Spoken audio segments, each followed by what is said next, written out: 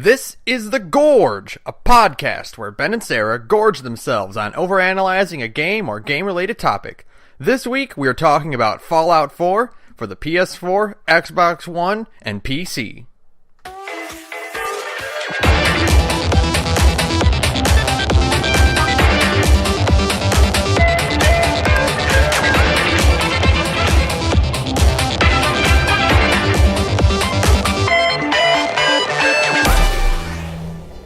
The Gorge is brought to you by Patreon. You can find us at patreon.com/thegorgepodcast. Donate or share the link, spread the word. Everything you donate goes straight to keeping the podcast running smoothly. You pay for our Libsyn subscription. You pay for our SoundCloud subscription. At $5 donations, we give you a shout out on the podcast. If you have your own podcast, if you have your own project, YouTube channel, Kickstarter, whatever, we'll give you a shout out. Not just a shout out, we will actually look into it and make sure you get a reasonably sized pitch for your thing.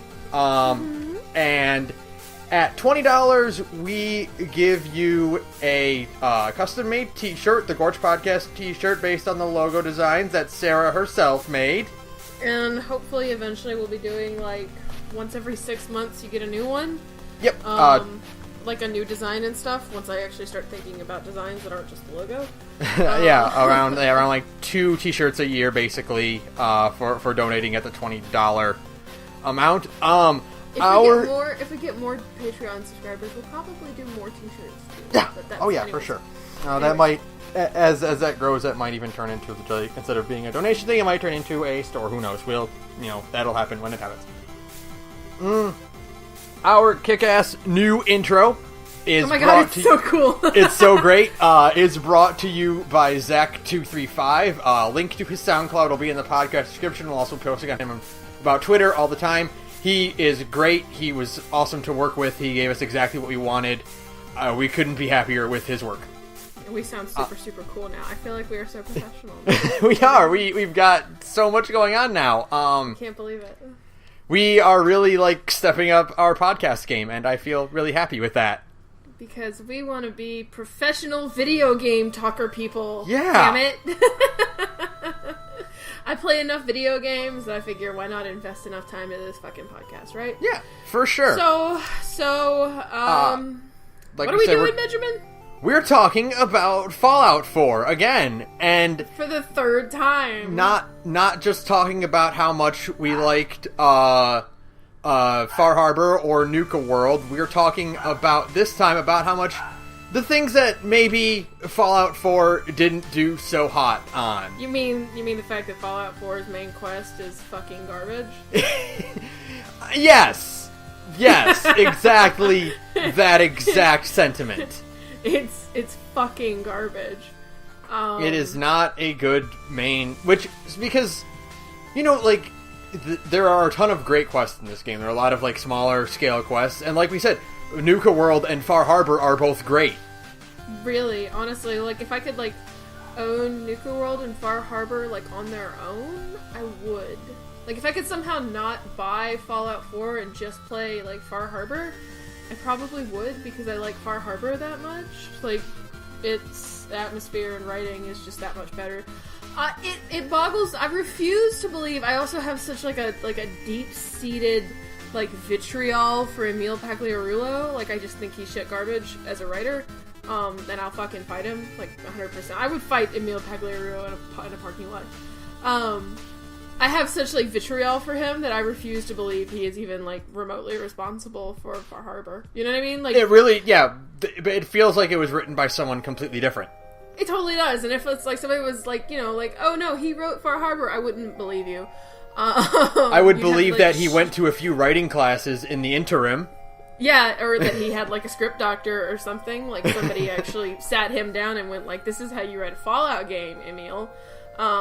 Because he's the only writer at Bethesda game studios right now, as in the Bethesda, not Arcane, who did Prey, and they did Dishonored, because obviously they have more writers than they know what to do with, which is why Dishonored is so crammed with lore. they only have, like, really quest designers at Bethesda, and most of their quests are also shit garbage. So, I really don't know what those people at Bethesda are getting paid for. There's a really super, super good YouTuber out there that I'm, like, obsessed with, named Joseph Anderson. If you want, like, a really good breakdown of Fallout 4, you should listen to both of his videos. He has a theory that the quests in Fallout 4 were, put in a hat. Like, everybody wrote down their ideas for quests, and then they put them in a hat, and then those people pull, you know, like, the actual quest designers pulled the quest out of the hat, and then they made it fit this, like, really boring, quest structure that all of Fallout 4 is centered around. And, like, once somebody tells you, like, the Fallout 4 quest structure, it kind of ruins Fallout 4 for you, unless you have, like, a,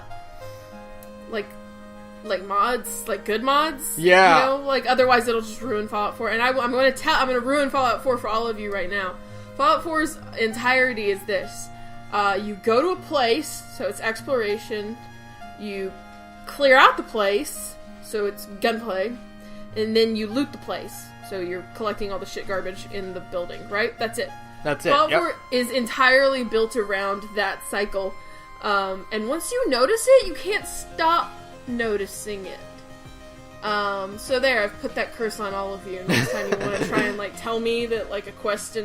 Like, there's only one good... Like, there's, like, 3 good quests-ish in, like, vanilla Fallout 4, and it's the, Cabot quest line, because that's really good, even though it's kind of the same, like, thing of go here, kill these dudes, come back. But I just think, like, the concept around it is really interesting. There's the USS Constitution, which is, like, fun. Because it has different factions and a little bit of world building. Holy shit. And, I know there's a third one. Hold on. I'm waiting. I've played this game enough. Let me think. Oh my god. I can't think of one right now. I've also had a few drinks, so I really can't think of one right now. So what we're doing today is... We're gonna fix it. We're gonna make it better. Yeah, we're gonna workshop Fallout 4. Because, you know, at the end of the day, I still sank, like, over 200 hours into it. So, I had fun. I've put over 500 and something hours into Fallout 4. Probably more. Like, it's shameful how much time because, like, the base of Fallout 4 is really fucking good. Like, they finally have serviceable gameplay, which just helps immensely. Like, I really want to replay, like, New Vegas now that I want to play a Fallout game with some good-ass writing. But the thought of playing New Vegas with its garbage fucking gameplay makes me want to, like, kill myself. So I'll probably play it with, like, a ton of mods to make it even somewhat doable, hopefully. We'll see. But no, Fallout 4 is, what did we call it once? Video game comfort food? Yeah, it is just, like... not even comfort food. It's video game junk food. It is bad for you, and it is not healthy. But you know what? Food. It's super tasty, and it is. You enjoy yourself while you're experiencing it. And then when you're done, you know that feeling after you've eaten a ton of junk food because it tastes great going down, but then you're, like, laying on your couch like you've eaten a whole pizza on your own and you hate yourself. That's kind of how playing Fallout 4's main quest feels like. Fallout 4 is like drinking too much. It totally is! Oh man, I know how I'm gonna feel tomorrow. It totally is like drinking way too much. When you're laying on the car, you're kind of have the same feeling. You're laying on the couch, staring at your TV, thinking, God, I'll never do that again. Just make it better. So we are going to try to make this a more palatable experience, and yes. Because there are some good parts about the main quest line, but they get overtaken by the poorly written parts, and there is a serviceable main quest underneath all this.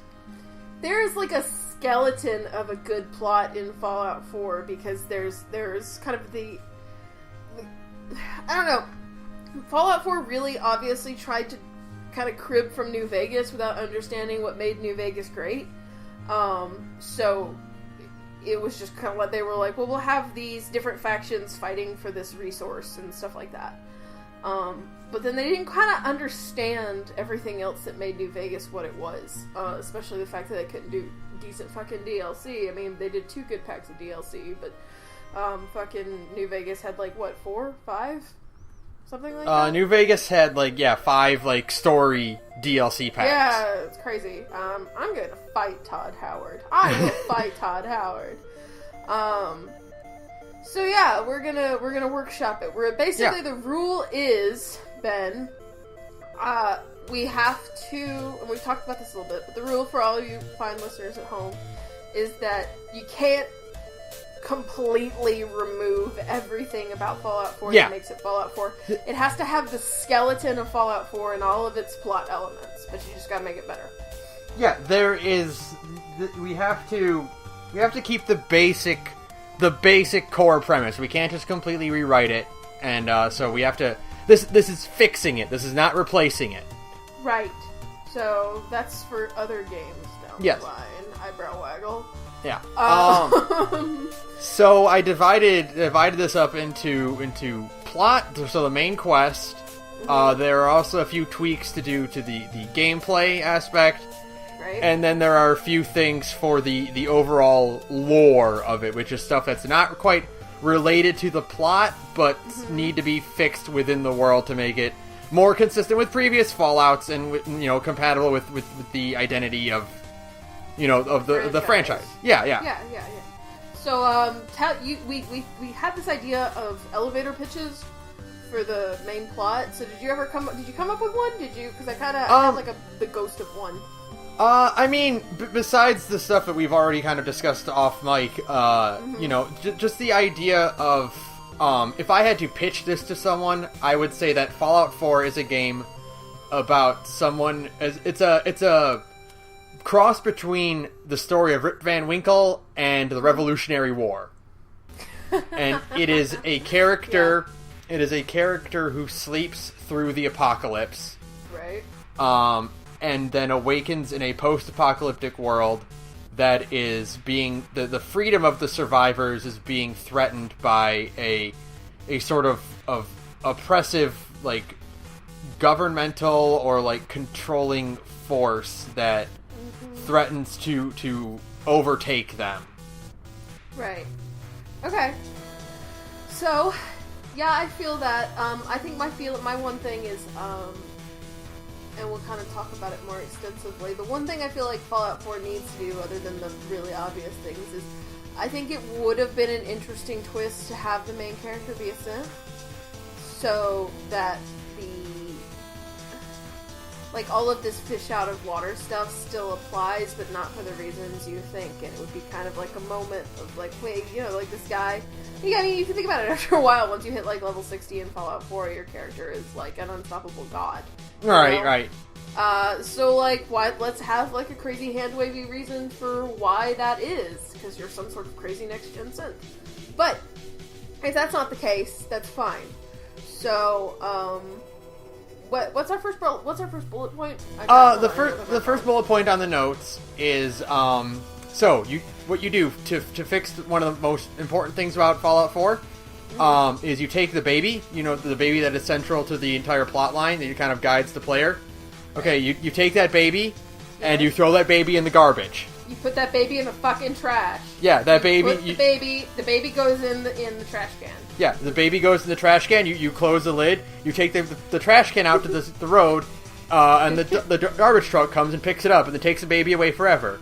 And then the baby goes to a landfill, and we never hear about the baby ever again, ever. The baby is completely removed from the game entirely. Because the baby, Sean, completely destroys the thing that makes Fallout, which is any real doting parent who cares about the well-being of their child would not dick around in a post-apocalyptic world when their baby is being held captive. Everything that person does would be to save the baby. We've seen Taken.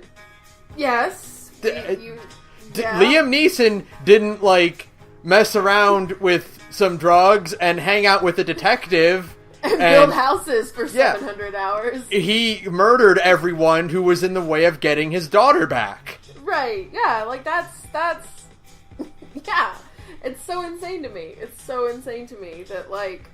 And, I mean, there are so many reasons why the baby plot line sucks. It's not just the fact that, like, Fallout is built around, like, tottering around and doing your fucking thing, and, you know, that's completely counterintuitive to the idea of you are concerned. And if it was, like, if there was no voice... The other thing is that the character voice blows and needs to go.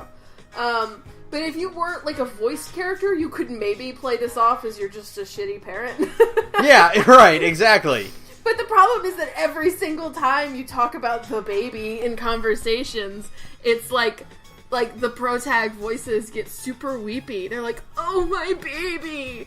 And then, like, I just spent, 40 hours building houses in Sanctuary. Are you really that worried about your baby? When you design an open world game, you obviously need to have, like, a looming threat that needs to be dealt with.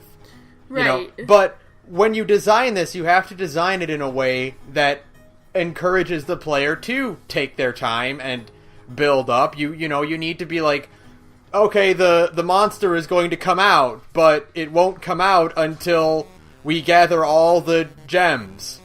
Yeah. So between then and now, you can do whatever you want. Yeah, you can fucking goof off and, like I said, build houses and take drugs and run around with a detective as much as you fucking want. But, like, the baby is so stupid. There's so many ways they could have done it without a fucking baby. Because, again, it also kills, like, role-playing. Like, there's really only one person you can play in Fallout 4, and it's, that like, is worried parent. Yeah, it's worried parent, and that sucks. It's just really shitty.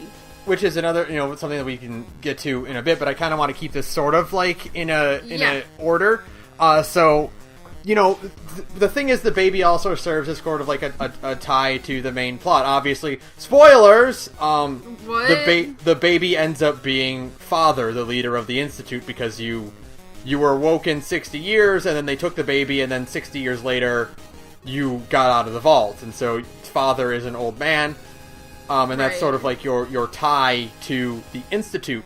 But the thing is, you don't really need a personal tie to the villain of the game. Like, that's not really necessary to tell a good story. You can just have them be an oppressive thing. The personal connection can be something as simple as they came to Vault 111 to steal genetic material, and maybe they're the ones who triggered the cryogenics failure and killed your town.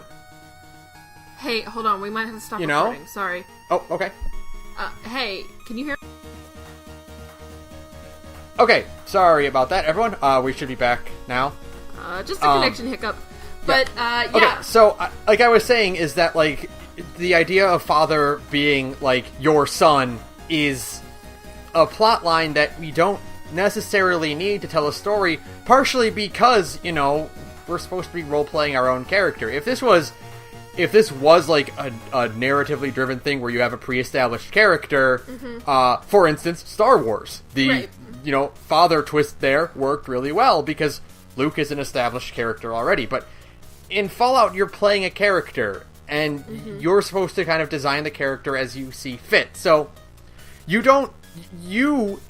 should be up to the player to make the connection to the villain that they want, and you could be given the baseline of, hey, this guy shut down the cryogenics on your vault, and he killed your neighborhood. Yeah, exactly. I mean, that's enough of a reason to, like, want to, fuck up this guy's day. It is a baseline reason, and it could be up to the player to establish that for the character. Right. Of why this is important, and you can do that through incidental dialogue, or prompts you choose, or whatever, or even just your own extrapolation of the character. Part of the fun of New Vegas is that, like, your character is not given a backstory. It is all up to you to decide where your character came from. Right, like, the courier is entirely a blank slate, like 1,000%. There is no assigned personality to the courier. It's just whatever you give them, and their backstory is whatever you want it to be. If you want to be a grandma who is delivering, messages in the New Vegas or in the Mojave Outback, then cool, you're a grandma who is delivering messages in the Mojave Outback. Yeah. And in Fallout 4, you just really don't have that option, Yeah, you are tied to this established backstory, and you don't get, and even that point, they don't even have a whole lot of like pre-war dialogue for the character to be like, oh well, I remember back in the old days it was this happened or blah. You get a little bit of that. You get the fun conversation about baseball, or talking about the silver what's it, Silver Shroud. Yeah, but. If you're going to give us a pre-war character like that, you need to lean into it more. Mm-hmm. Or go total blank again. Yeah, or blank slate and let us extrapolate as we please. And so, ultimately this all ties to the fact that the baby is more or less this giant plot tumor that we all have to deal with and is not handled very well. And honestly, the best way to do it is to remove it and to generalize the Institute's threat. Because, another thing is that one of the nice things about one of the most irritating things about a villain is when they tell the hero it's just business. Right. Yeah. As an audience, that's infuriating. So the idea of they didn't have a direct personal reason to infiltrate this vault. They didn't have a personal tie to the hero. They ruined the hero's life. Right. They killed everyone the hero knows in their neighborhood. Mm-hmm. And they don't care. Yeah, yeah. They're using, instead of using the baby as a blueprint for Gen 3 synths, you could take it from the entire population of Sanctuary Hills.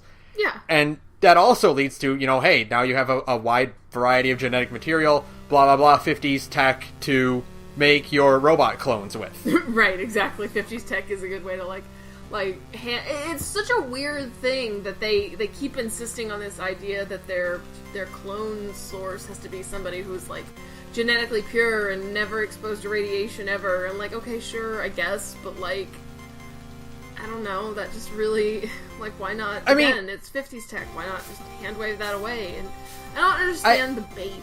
I really don't. Yeah, it all ties back to the fact that you need the baby is not. The idea of it, you want it to be genetically pure. I get that because, that is, hey, they're kind of not Nazi-ish a bit about it, Yeah. That's the whole genetic purity thing that is universally hated as a villain thing, know? So, that I get that part of it, but it doesn't need to be a baby. It can be...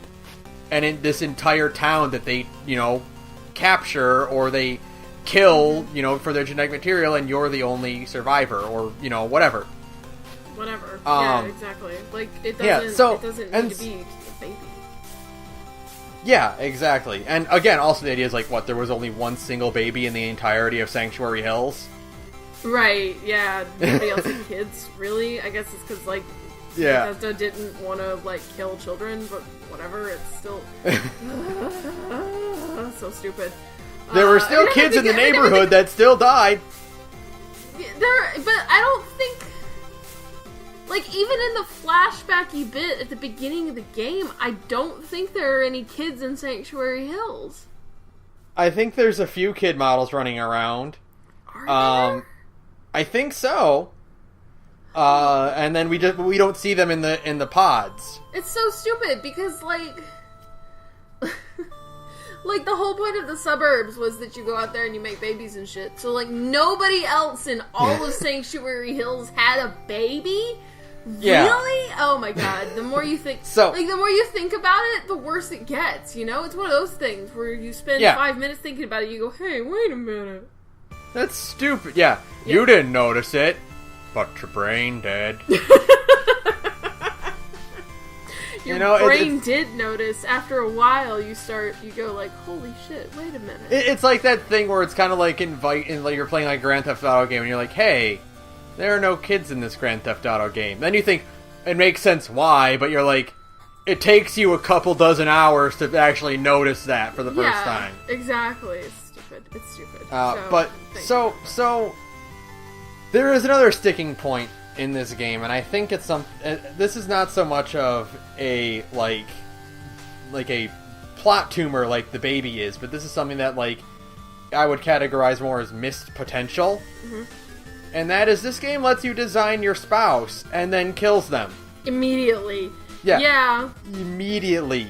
And so this is kind of the second point I want to talk about. And I think, for one thing, the idea of your player character being a pre-war person that is frozen cryogenically and comes back, I think that's fine.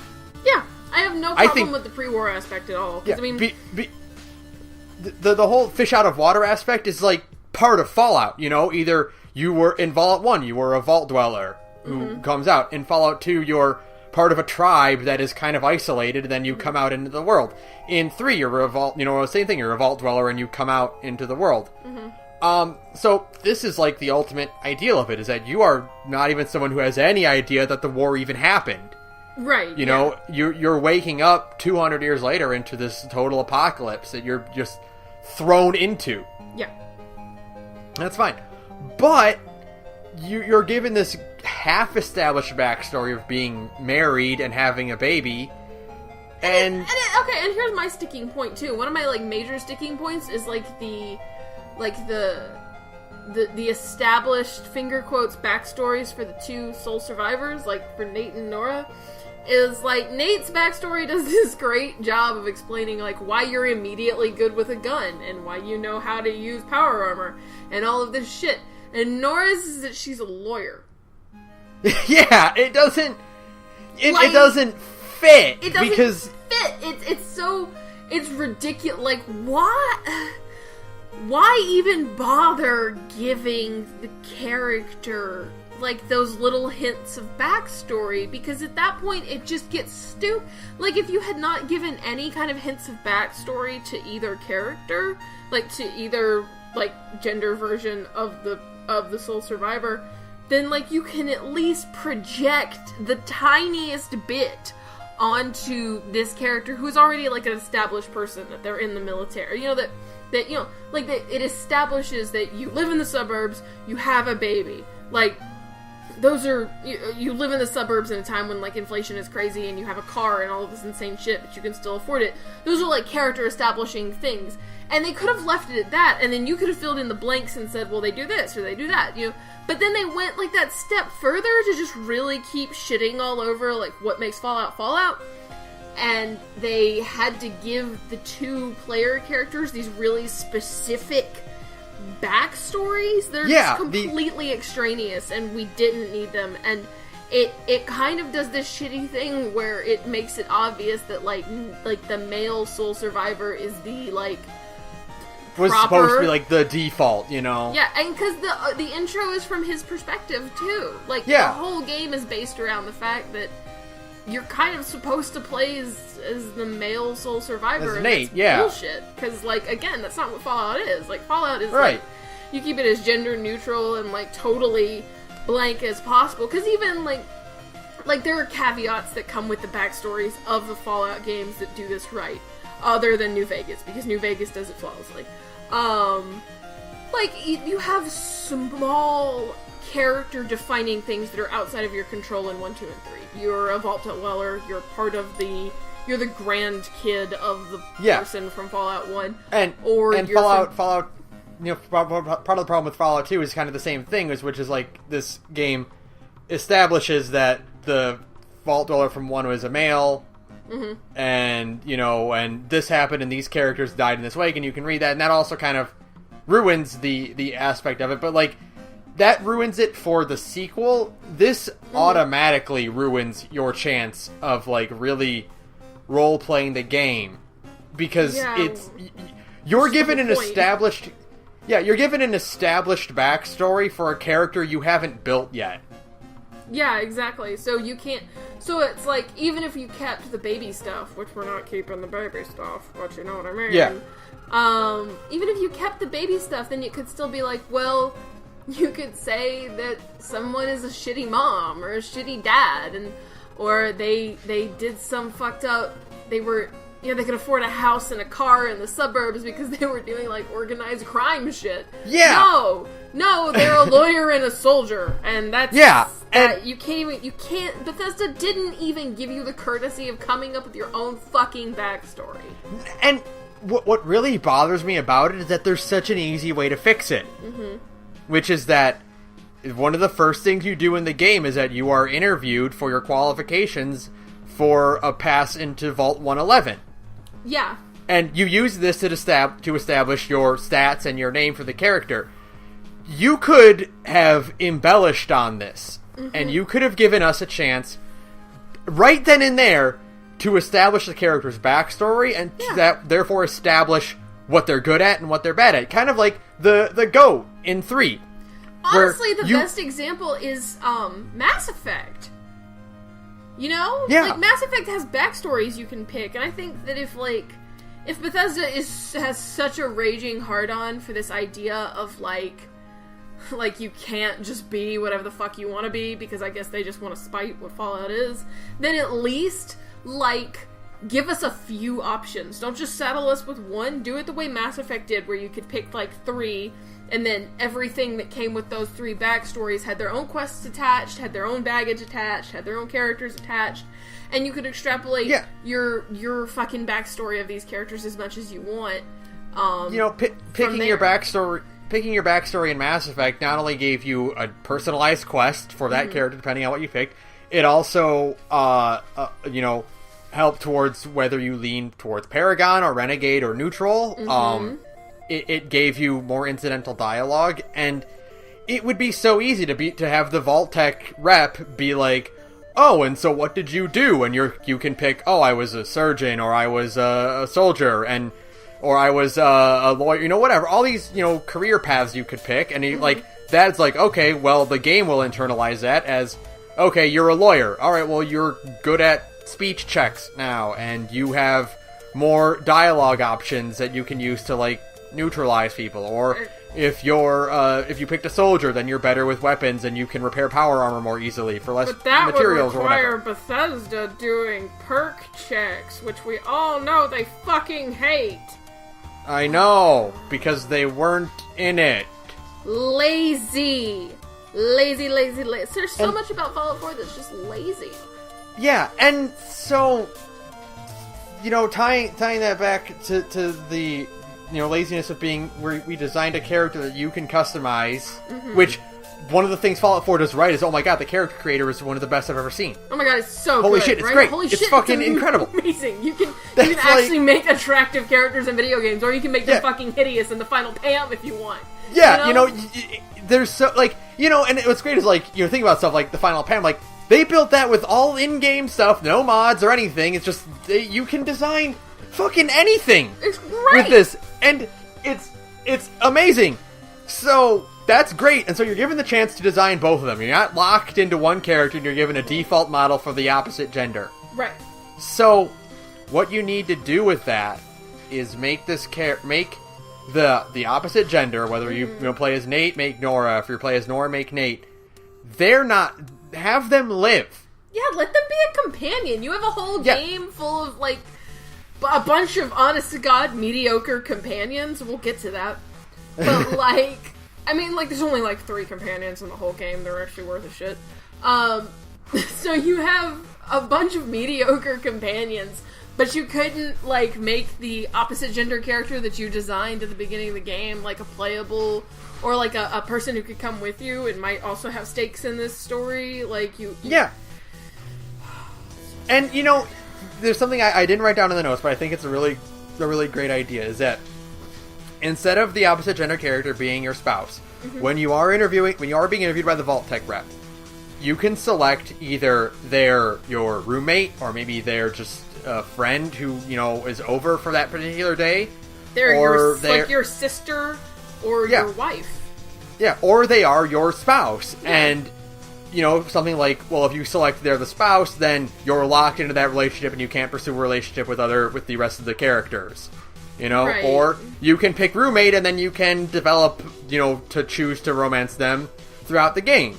Mm-hmm. Character choice. I know, it's like what Fallout options. is.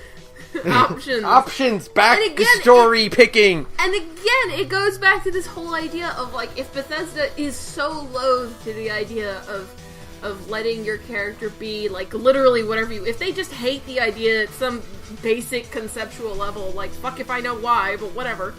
If they hate the idea of going full New Vegas and they want to make you have a character, at least give us a few options, for fuck's sake. It's literally Mass Effect showed us years ago.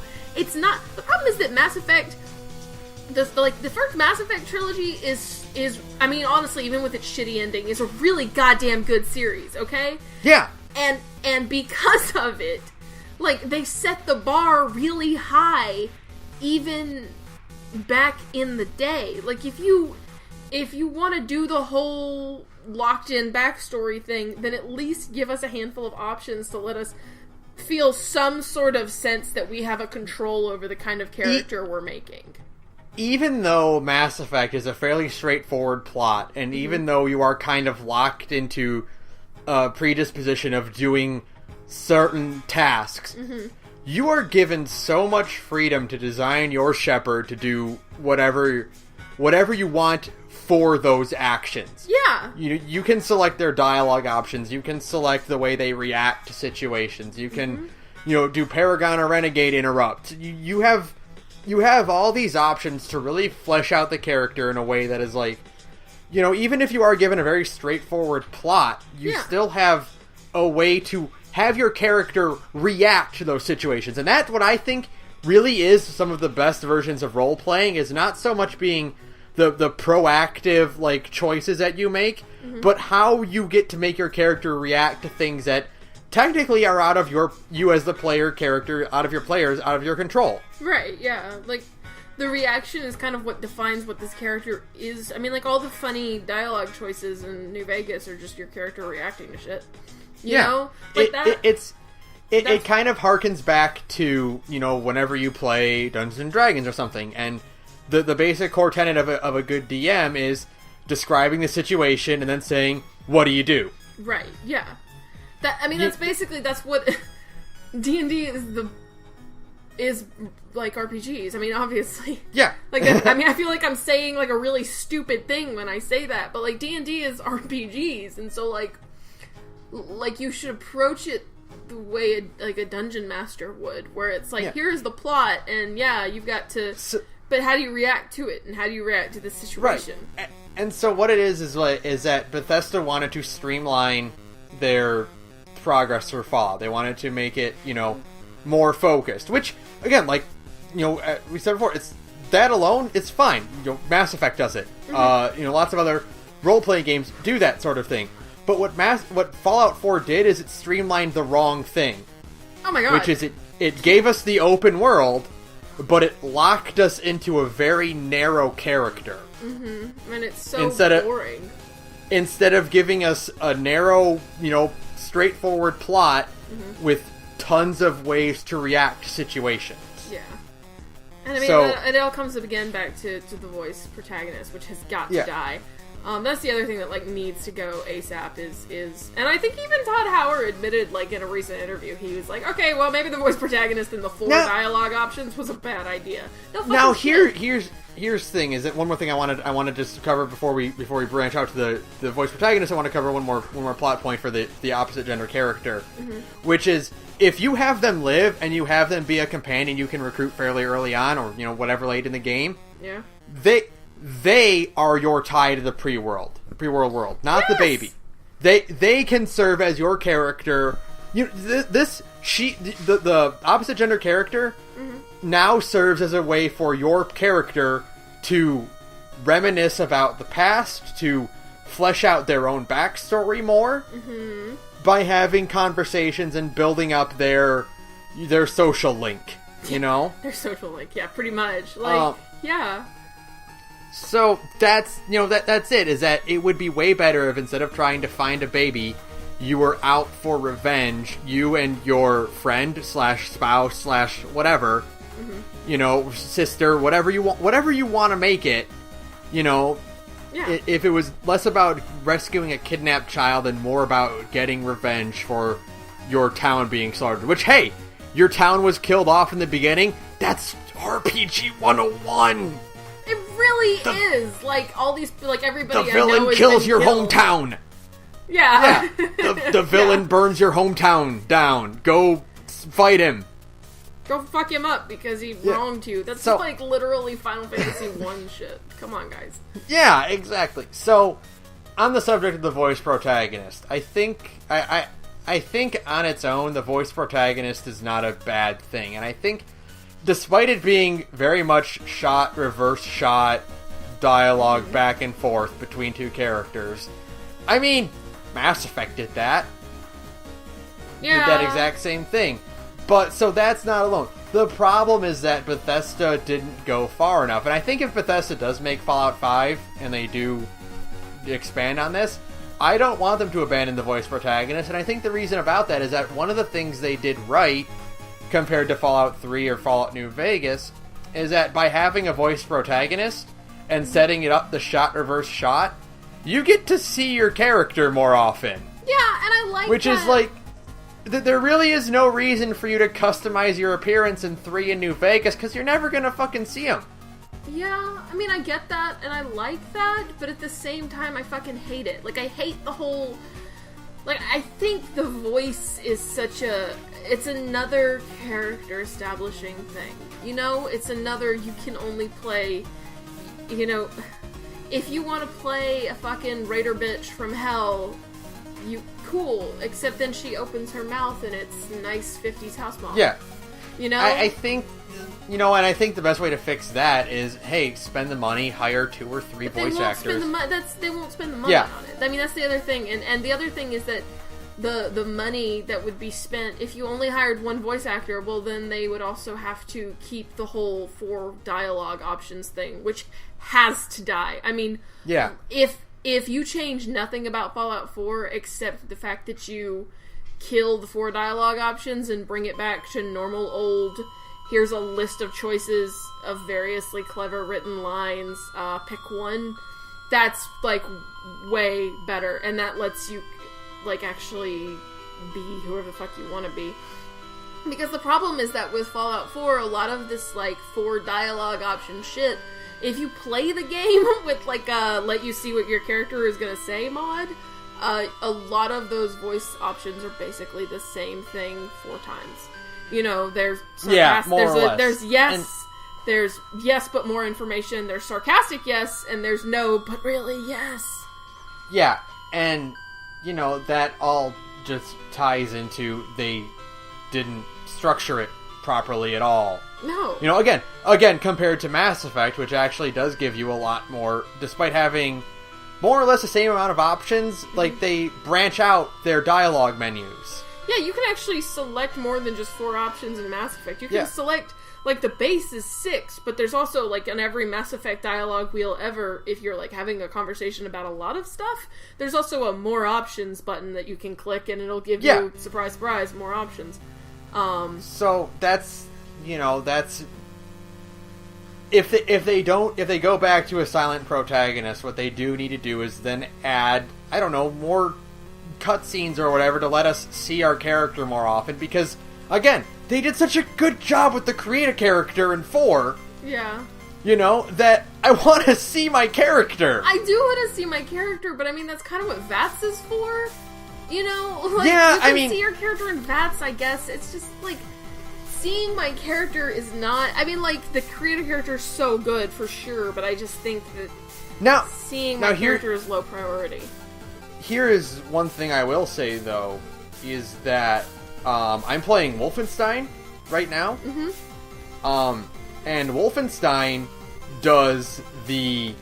Here is your cutscene where your Half-Life style, which is... you're just seeing it and you can kind of walk around the environment while the characters are talking around you. Mm-hmm. And then it also occasionally does, like, full-on cinematic cutscenes. Just, hey, we're going to trigger that. And I think, really, considering the amount of issues that Fallout has with having conversations in the middle of the environment when something can potentially attack you mid-conversation... Right, yeah. And considering Wolfenstein and Dishonored and are all made by Bethesda as well. Mm-hmm. I think they can transplant certain like scenes in the next Fallout to full-on cinematic cutscenes and just give us that at least. Yeah, I feel that. You know, that I just think that that's like an easy way to get around again more problems of like, you know, of their conversation styles. Yeah, I mean, that it's definitely the easiest way to fix the problem, to just like let you see your character more often. Yeah, and so because I think that adds a whole lot to actually trying to roleplay, is that I don't, you know, maybe it's just me, but when I roleplay a character, I don't like I don't make myself. Yeah. You know, I make a character that I think would be fun to play as. I don't make Ben, I make a guy that I want to try new things with. Right, yeah, exactly. Like, I mean, I think most people, at least I hope most people do that. I feel like maybe most people playing Bethesda games these days don't do that because, you know, Bethesda's new market is garbage. But, yeah, I totally get what you're saying, for sure, because it's just like, I want to be able to see... I don't know, I don't really know what the answer is there, because I don't like I don't mind the idea of actual cutscenes in a Fallout game, but... I don't know. Yeah, I don't know. That's like, I mean, but I'm not a game developer. This isn't my job to, like, know these answers. Yeah. We're just spitballing ideas here, basically. And we're just trying to figure out better than what's in Fallout 4. Yeah, we're trying to figure out the best way to satisfy people who, you know, have had common gripes about issues like this. And I think the best way... I guess the answer is, like, just go back to freezing time in conversations, you know? Yeah, you know, that also helps for sure, because, yeah, that was a great way to fix that. But I also think that, like, it would... having, like, an actual...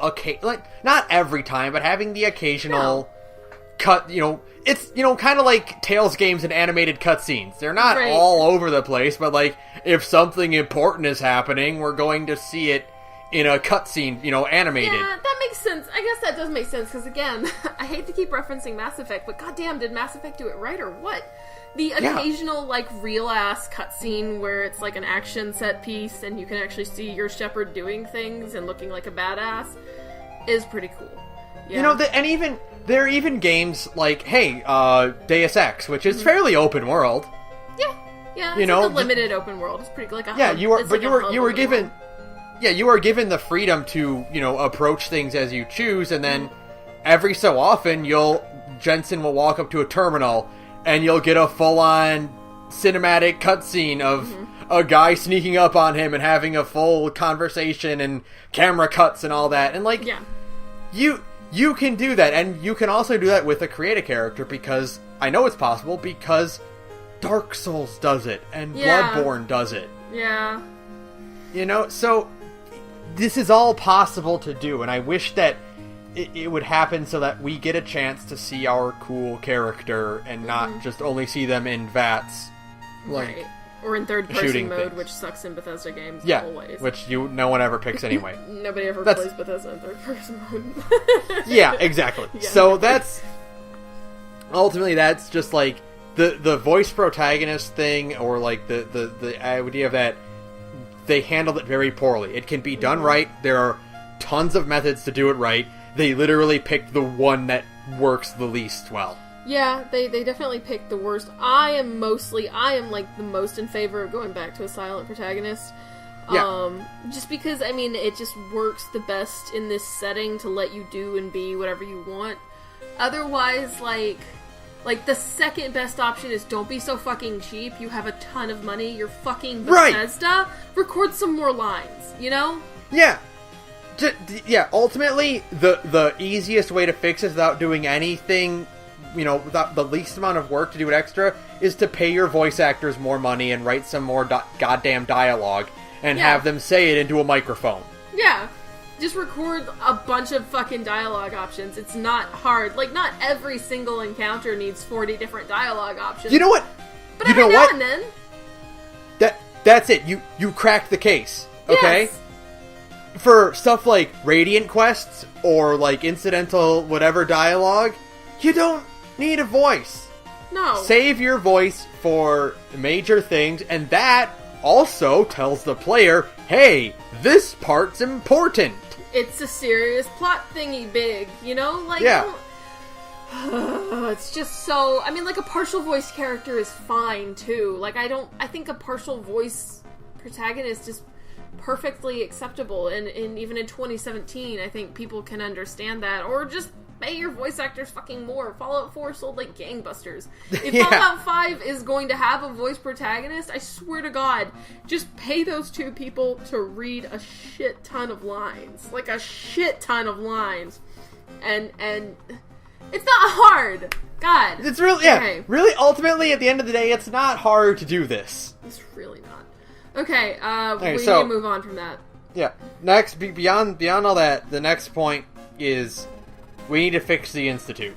Yeah, this is probably my favorite conversation topic in Fallout 4 because, like, I've like had this in my brain basically since like 3 months after I finished Fallout 4. I had a very specific idea of how to make the Institute better. Because the problem with the Institute, like the major problem with the Institute is, what the fuck are they...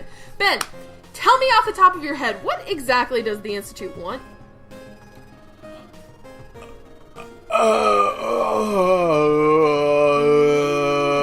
Robots. They want to make robots? They want to make robots slave labor, and they need power. That's it. But, like, why? They hate their upstairs neighbors. They hate their and upstairs they're really neighbors. mad because their upstairs neighbors keep practicing their fucking band upstairs, and they can hear the music, and so they're just poking the roof or the ceiling with their broom, right, to get them to shut the fuck up and stop playing Rock Band until 3 in the goddamn morning. That's it. The Institute has the most garbage. They have no motivation. They have zero. Yeah. There's no reason for them to do the shit they do. There's no reason for them to kidnap people. There's no reason for them to make super mutants, I swear to God. The super mutants shouldn't even be in this game, by the way. Like, there just needs to just not be super mutants. Sorry, like, I know they're iconic, but who gives a shit? Bethesda is, like, the most boring when it comes... Bethesda super mutants are super boring anyways, so, like, just get rid of them, you know? Like, we don't need them. They should have just been the Vault 87 yellow super mutants, and just... They didn't have to make... The Institute also make super mutants. Yeah, the Institute also made super mutants. Great. Like, no, we just didn't need them at all, or they came all the way up from Washington, D.C. I don't know. Whatever. It's been 10 years. It doesn't matter. Look, the point that's not the important point. The point is that there's no reason for the Institute to do any of this, and you can't ask anybody at the Institute why they're doing this. What's the purpose? When you become the director of the Institute, you can't make them stop because you're not really the director, because Bethesda loves jerking off to the idea of making their, like, protagonist in charge of everything, but not actually letting them be in charge of anything. The Institute is the shittiest version of it's like the Enclave, but somehow in Fallout 3, except somehow more stupid, and I didn't think you could get more stupid than the Enclave in Fallout 3. Because at least the Enclave had kind of a reason for doing what they're doing. Kind of. I mean, like, what is the purpose of poisoning all the water in the Capital Wasteland? But that's not what we're talking about. If we did that, we'd be here for another 3 hours.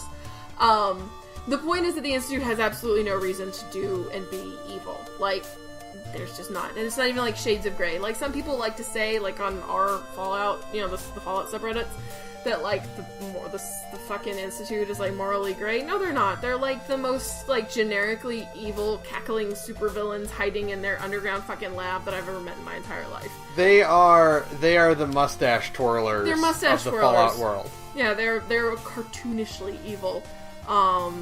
They are bad guys for the sake of they needed a villain to fight. Yeah, and it's, like... And there's no good reason. Like, I fucking hate Caesar's Legion. I know we've been referencing Fallout New Vegas a lot in this, but it's because Fallout New Vegas is a good fucking Fallout game. I hate Caesar's Legion, like, a lot, okay?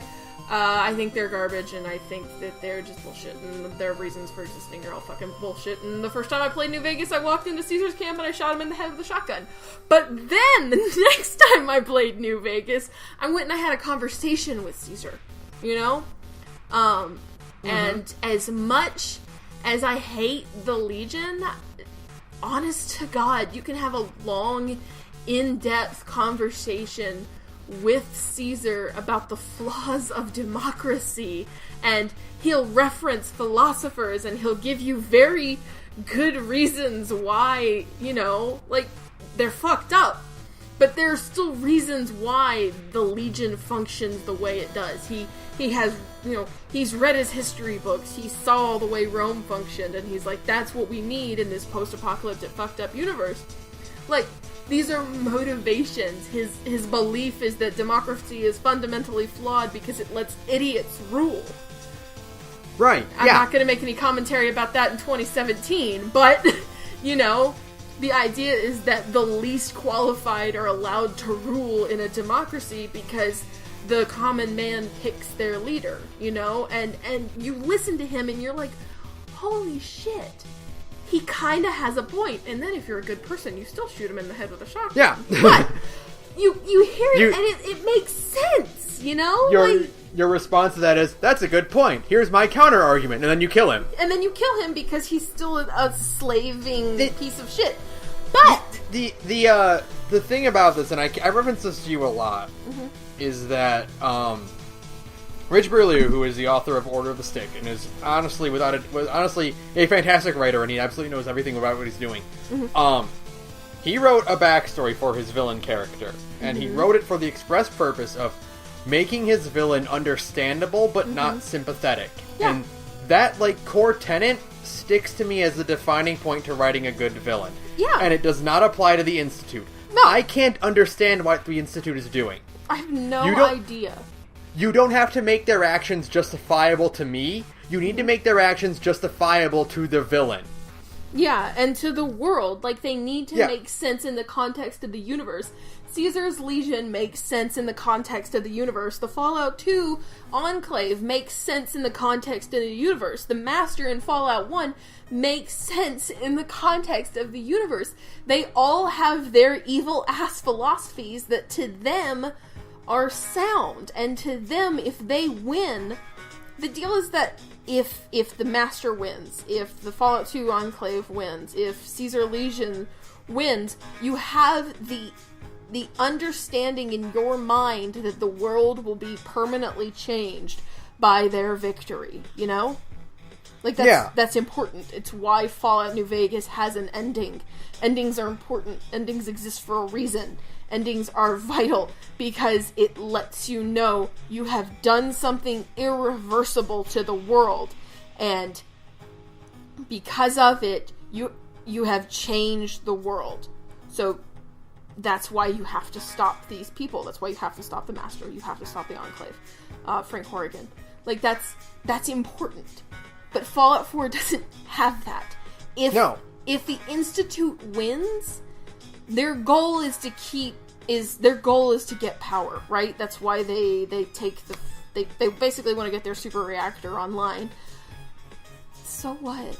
That means they'll just stay underground and keep doing what they're doing. The world of Fallout doesn't change. If the Institute wins, nothing about the problem changes. It's just the problem doesn't get solved. Yeah, and it makes no sense. Their ultimate goal is to stay the course. And that is boring and that is nonsensical because that doesn't mean anything. It means nothing. It means fucking nothing. In any other RPG, in any other game or story, if the villain wins, something worse will happen. If the Reapers win, the galaxy is wiped out. Right. If fucking, I don't know, but any JRPG, if the party fails to stop Lavos, he will destroy the world in 1999.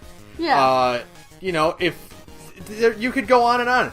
If the Institute wins, nothing changes. Nothing changes in the world. The world of Fallout 4 is basically like just disgustingly static. It's boring. Nothing changes. And you have a villain as Father as your villain, who doesn't... He was so uninteresting. Just so and nothing. And you have... One of the things I realized is that, like, one of the worst things is that there's a point in the game where where Father steps out into the above ground world, and he takes a look at it. And you have a conversation with him. Right. And nothing happens in that conversation. No. You can't change his mind. You can't show him the rebuilt world. Yeah. This place that has come back from nothing. Mm-hmm. And he says, I don't care. Yeah, and I mean, like, that could have been, I don't know, it could have been something. It could have been... I don't know. The idea of the villain being apathetic towards that is fine, mm-hmm. but he needs more. Why doesn't he care? What... If he doesn't care, why is he kidnapping people? Why is he replacing them with synths? What is his end goal? What is your plan? What is the purpose of there's again, and it's kind of a problem with Fallout 4 is that all the cool shit's already happened and you're just kind of showing up after the fact. What is the point of killing everybody? So I don't know if you ever got this plot point, but at one point in Fallout 4 they mentioned that all of the existing settlements in the Fallout 4 universe or in the Commonwealth came together and they were going to form a Commonwealth Provisional Government, the CPG. And it was basically the idea of these settlements would come together and they would basically have their own militia, they would look out for each other, and they would be kind of like the baby version of the NCR. And then the Institute infiltrated it with a synth and killed everybody there and basically put a stop to the CPG. Now here's my question, why? What is the point? What is the point? If Father, who has been around for 60 years, who's, been, around for 60 mm-hmm. years, and he's been the leader for, we'll assume 30 of that, mm-hmm. if he is so disgusted with the above ground world, if that is, he wants nothing to do with it, why does he keep sending patrols up to it? Yeah, why does he keep kidnapping people? Why does he authorize super mutants and send them out? If it's a fear of being discovered by the outside, then they don't show that. There's nothing that suggests that anybody in the Fallout 4 universe is anywhere near discovering where the Institute is. If it was like an issue of where we know where the Institute is, and we are going to go fuck them up and take their shit, like raiders and stuff, then, like, you could maybe have an argument there that it's like, well, we're trying to destabilize the region so they won't come find us. But nobody knows where the Institute is. Yeah. Like, and it's impossible. It is literally impossible to get in unless you have a teleporter. Like, there is no, I think in the Minutemen ending, there is a way to get in, like, through, like, a train pipe or something? I never did the Minutemen ending. No. In the Minutemen ending, you just have, Sturgis build the teleporter instead. Oh. Which is honestly hilarious because, like, everyone else has, like, if you do the Brotherhood, they have access to post-war tech. Mm-hmm. If you do the Railroad, they have access to, salvage Institute tech. Mm-hmm. And fucking Sturgis is just smart. Sturgis just builds shit out in Sanctuary and is like, hey, I made me a teleporter. But I'm talking, oh, go ahead. I just think that's hilarious, and one of the things I do love about Fallout 4 is that I love how the Minutemen are just like, they're the Railroad has a whole mission statement, and the Brotherhood is obviously the Brotherhood, and they have law and order and blah, blah, blah. Yeah. And I really do love how the Minutemen are just like, what if we helped people? Because we live here. Yeah. Yeah. The Minutemen are the Guardians quote is, why do you want to save the Earth so bad, or the galaxy so badly? Because I'm one of the idiots who lives in it. Yeah, that's exactly it. That's what the Minutemen are. It's great. Yeah. So, but that's, beside the point, and that's it's just like, the Institute is just so not there, and... So here's my thing. Here's how I fix the Institute. So that's the problem. How do we fix it? I went on a big long tangent about the Institute, and I'm sorry about that, but I really did need to get all that out of my system because it's important. So how do we fix it? How do we make it better and work? The way this works now is that a bunch of years ago, however many years before Fallout 4, let's say 50, just for a number, why not? Let's say 50 years ago or whatever, some fucking people, scavengers or something, found a way into the Institute, and they were like, holy shit, look at all this nice-ass technology, let's sack the place. And so they tried with some raiders, and then the Institute was like, nah, we're gonna fuck you up. But see, now the cat's out of the bag, right? People kind of know where the Institute is. So instead, the Institute was like, well, we can't keep people from finding us now, so what we're gonna do instead is we're going to occupy the Commonwealth. We're going to be the king big dick of shit mountain, and we're gonna occupy the Commonwealth.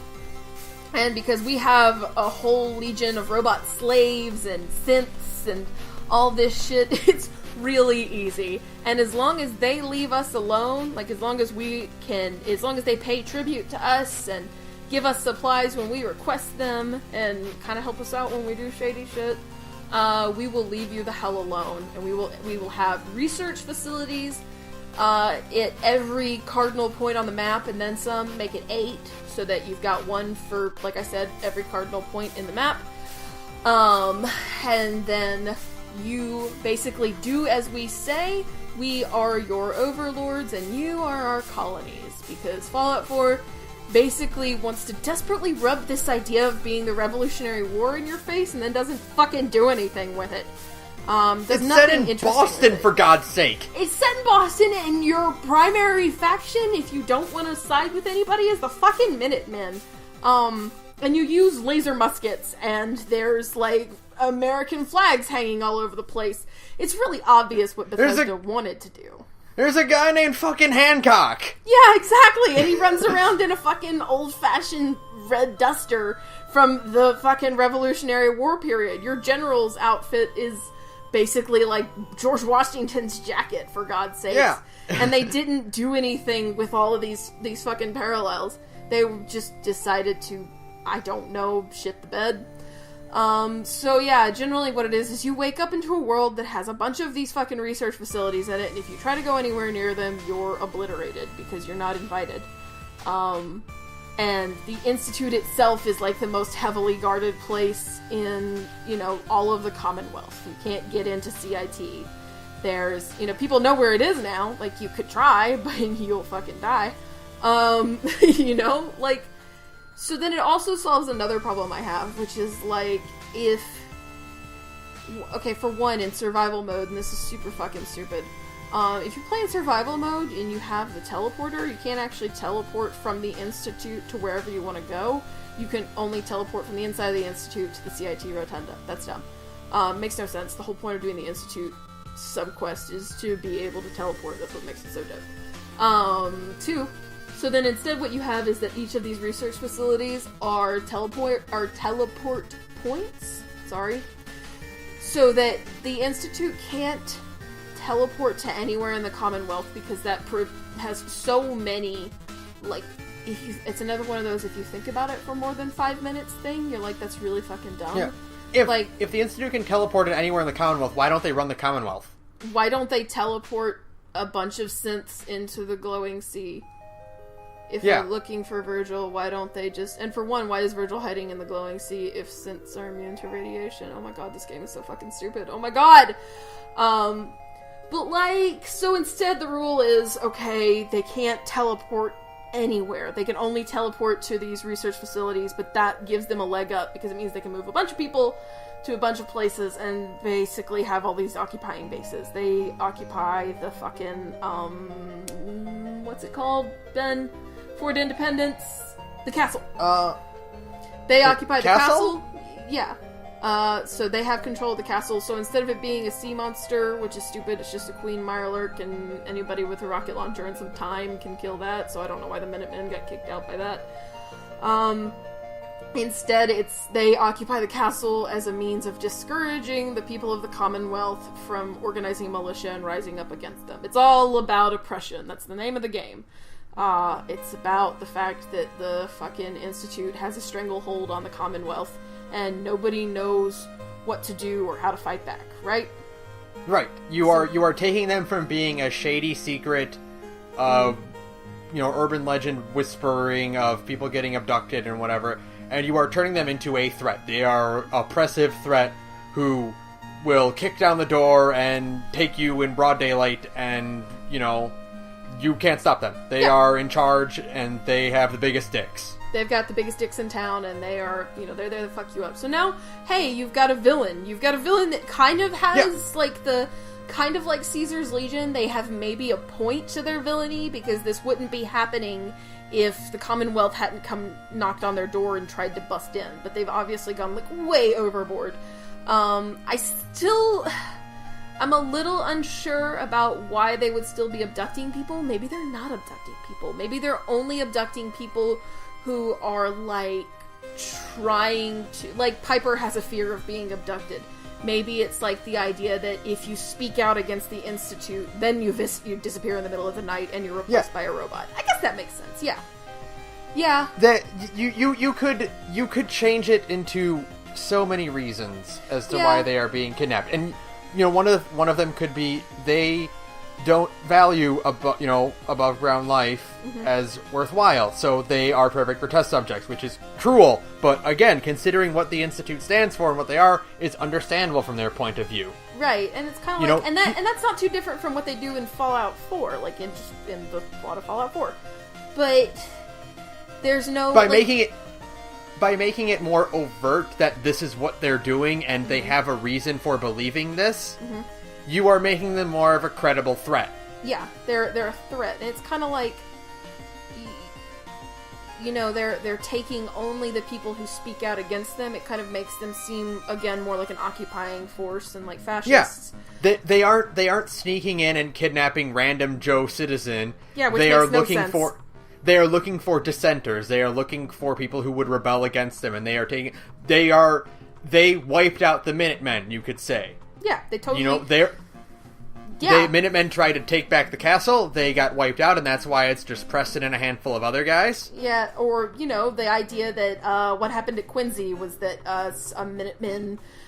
like a Minuteman captain? I think it was a captain. He betrayed the Minutemen at Quincy and sold them out to the Gunners, and now the Gunners control Quincy, and it was the last Minutemen were wiped out at Quincy. You could say that guy was, because the Minutemen had the audacity to try and keep functioning as a militia even after they lost the castle, the Institute decided to make a final blow, and they brought in the Gunners to fuck up Quincy, and Quincy called for help, and that one captain was replaced with a synth, and after that it was just everybody was dead. That's more logical sense, By doing it this way, by giving them a reason to kidnap people, again, you are making them more of a credible threat by making their actions understandable, and they have a reason behind what they're doing instead of just randomly kidnapping people because bad guys. Yeah, makes sense. They are quashing rebellion so they can continue what they're doing. It's a reason. It's a bad reason, but it's a reason. I've only got so much to work with here. Yeah, and by bad, I don't mean it is a poorly written reason. It is a bad guy reason. It's a bad guy reason because the Institute is the bad guy faction. The way Caesar's Legion is the bad guy faction. Don't email me and tell me that it's morally gray. I'll fight you. They kidnap people in the middle of the night, and they turn them into rope, they replace them with robots, and they created the super mutants, and just let the super mutants out. Okay? They're the bad guys. They're the bad guy faction. They are the bad guy faction. And Fallout games have bad guy factions. It's kind of the fun of being whoever the fuck you want to be. Do you want to be a bad guy? Here you go. But here's the thing. The other problem with Fallout's, factions is that because the Institute winning doesn't feel like anything in the Commonwealth has changed, you also don't feel that evil. The whole point of, bad guy factions is to make you feel like a bad guy. You're doing a bad thing, and it's kind of like a... you know, like you're doing something in video, like role-playing games. The appeal of role-playing games is you're doing something outside your character. If you want to, like, have the kind of emotional catharsis of playing a bad guy in a video game, then go for it. But the problem is that, like, in Fallout 4, you don't even really feel like that much of a bad guy. You just kind of feel like the Institute's, like, delivery guy. Yeah, you know? you are. If you do the Institute ending, by the end of it, you know, the ultimate like qualification for that for me is that if you do, no matter what you do, if you do the Institute ending, the biggest change is that Piper writes an article that says maybe it won't be so bad with this guy in charge. Yeah, that's it. And that's like, oh, well, I'm not the bad guy at all. Yeah, you don't feel like a villain. There's no Fallout. Fallout.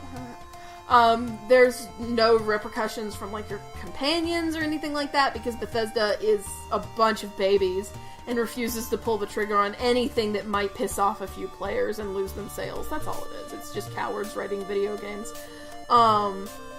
And so, like, you don't even get the chance to really feel like a bad guy. It's not like, you know, you wake up in this world and here are these people who really desperately need help because they're being oppressed by this, like, way more, like, heavily armed and powerful force, and you have this opportunity to go out into the Commonwealth and do some good, and instead you decide to be an asshole and help them continue to be oppressed.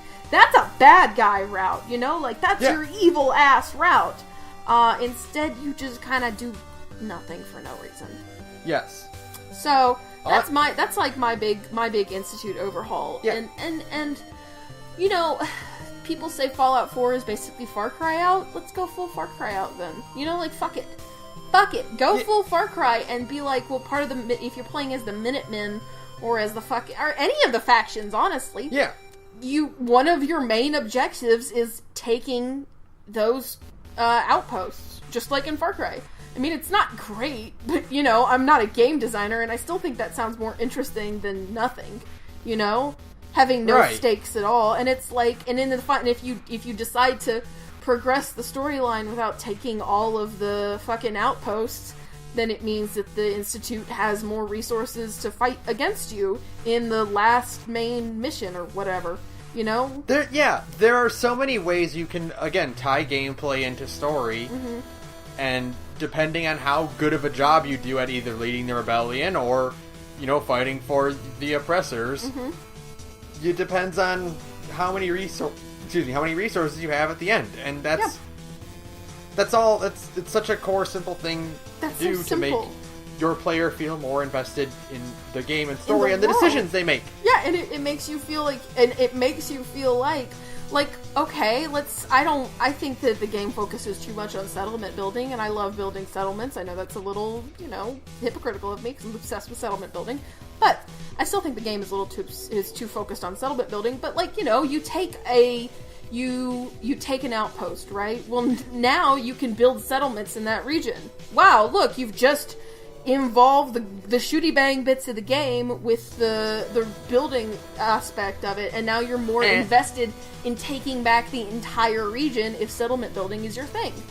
Yeah, and if you can say, like, if you build settlements with a sort of theme in mind, i.e., if you have a good population, if you're given stats for your settlements, you know, happiness or food or beds or whatever, they don't ultimately mean anything. They mean nothing, yeah.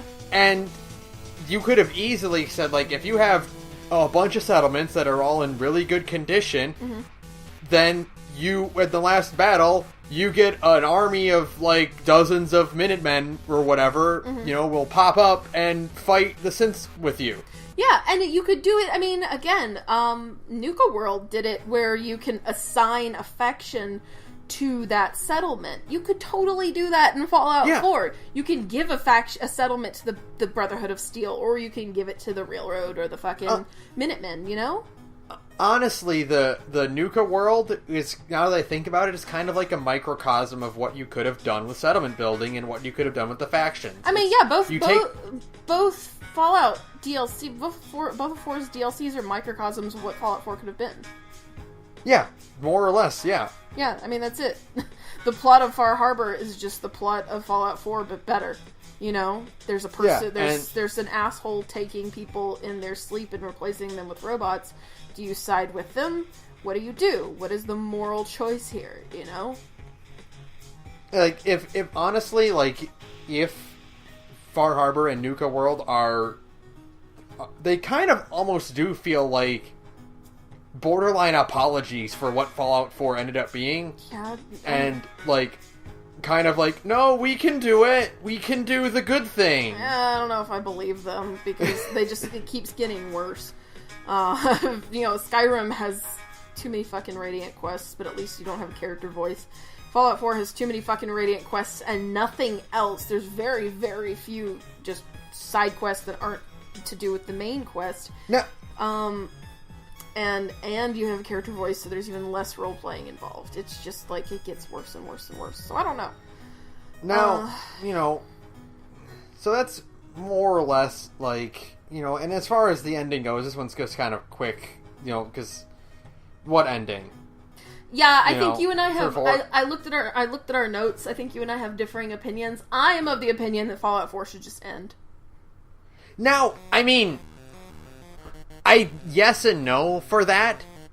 One of the things is that, like, when you have an open world like this, I do really enjoy, like, so here's one thing I will say about this, is that when I have an open world game and it's a very vast, expansive universe, I like having the ability to be like, okay, I beat the main quest, well, now I can go and wrap up all the little things that I forgot to do, or whatever. Because, like, when I play open world games, I'll get wrapped up in the main quest and I'll forget to do the side quests, or I won't even know about a certain side quest until I beat it.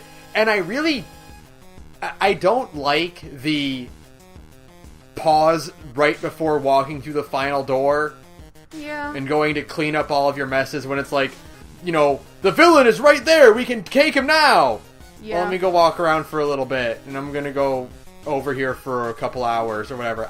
I don't like that, so I don't necessarily mind an open world ending where you can keep playing afterwards, but, like, especially in a game like Fallout, make it matter. Okay, so here's one of the things that, I think one of the games that does it really well is, Arkham Knight, actually. Oh, yeah? Because what Arkham Knight does is that after its main quest line is done, you know, the way the side quests are is that they're all kind of really unrelated to the plot. Right.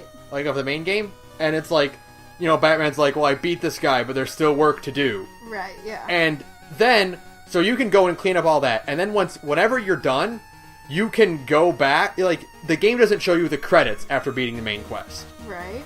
It waits until you clean up all your mess, and then there's a point where Batman goes, alright, I'm done.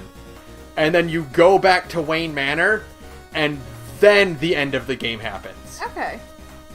So I think that's the way to do it, is that, like, you beat the Institute, you know, in Fallout 4, or whatever, you do that.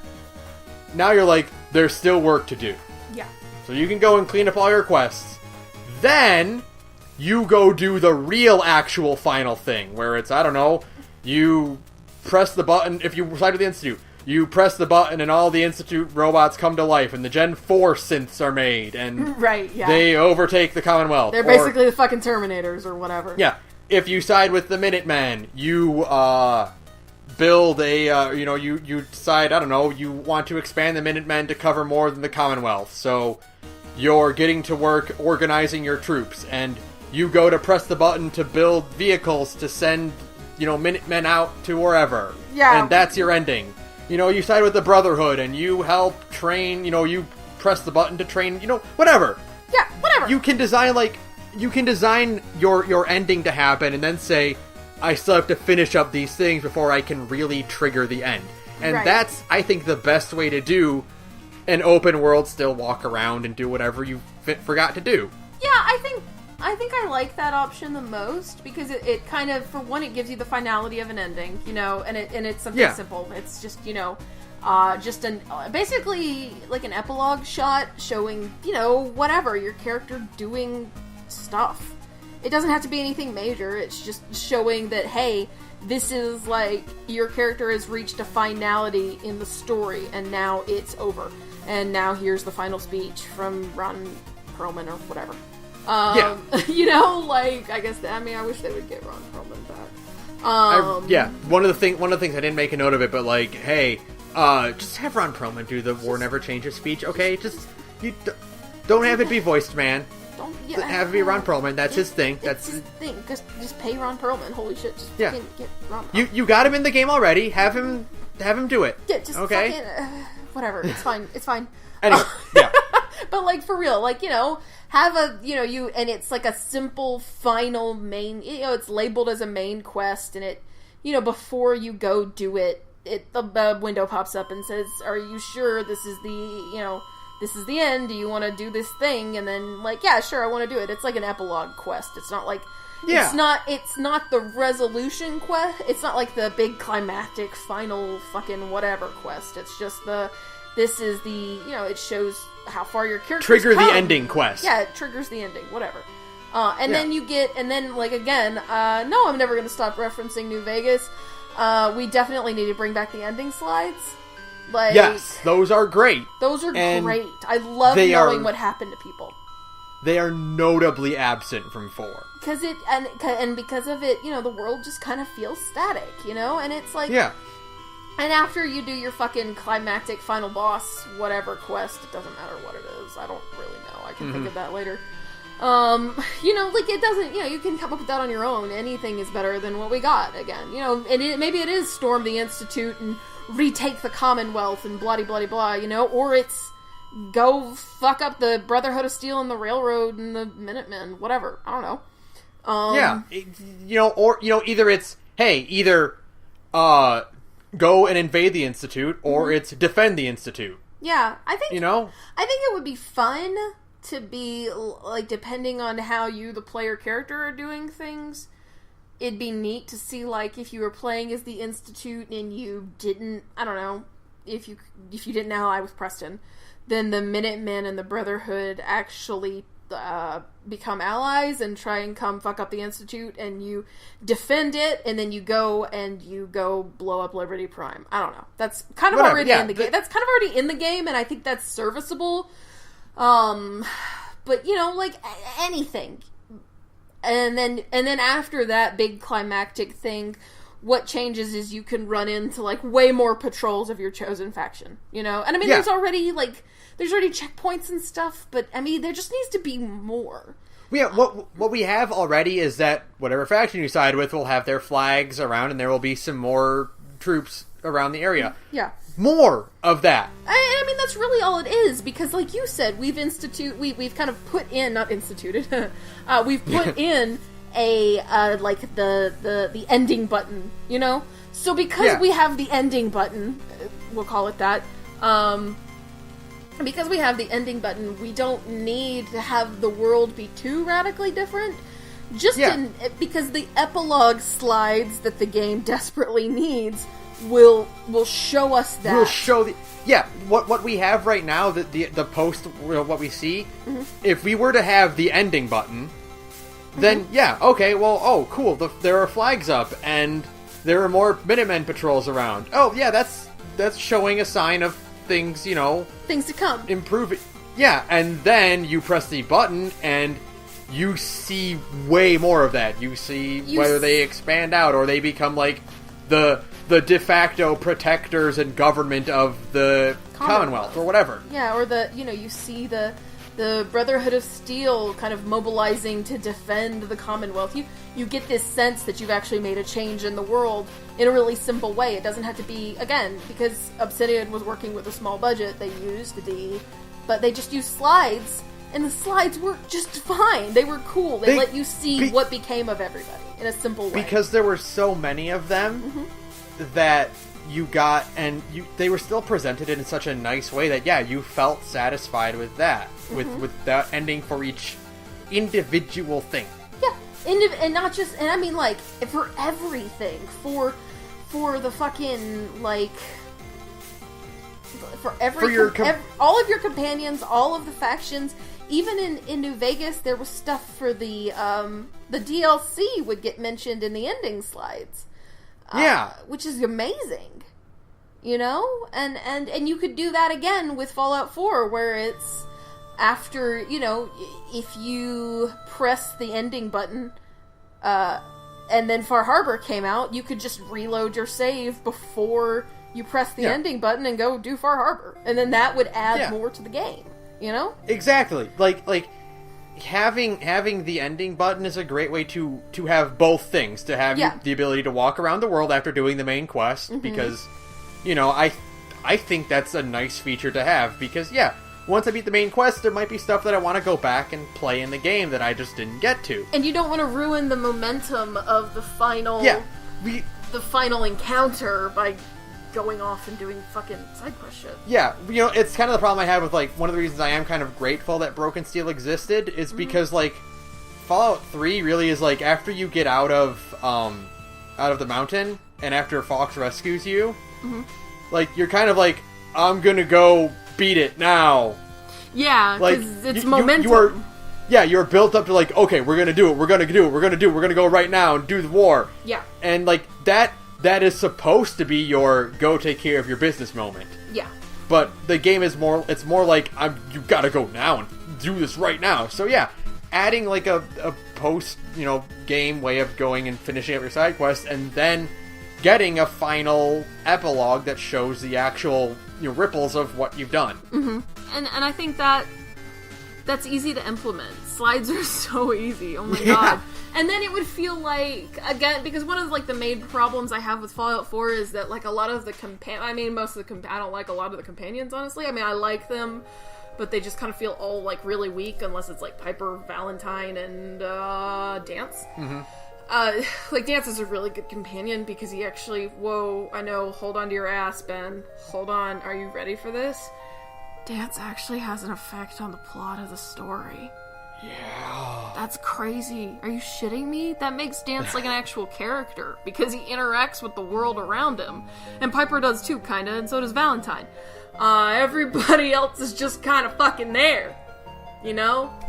But then you would feel like, well, you resolved their issue, and now here's what they're doing, and now it's like, oh, they're like characters, they have a resolution, they have a life outside of whatever the fuck you're doing, and they're all like people, you know, and that's cool. I like that. I like the idea, and then you would feel a little bit more invested in maybe, like, doing their side quest, if they have a side quest, Bethesda. And now, you know what, that's kind of like a good branching point from plotline to gameplay mechanics, which is that... Why doesn't everybody have a side quest, Bethesda? These companions... One of the things I really don't like is that these companions are not treated equally. No! You know? No. There's like I said, there are 3 actual good ones. And then there's, like, okay. There are 3 great ones because they affect the plot, they're interesting, you know, they're actual characters, and then there's some good ones who are, like, fun, but they don't really do anything, and then there's just a bunch of shit boring ones, you know? Yeah, it's like, if you're, it's like, this whole idea of, like, you're not treating your characters equally, and it's very, so, like, why bother? Yeah, why even have them be characters in the first place?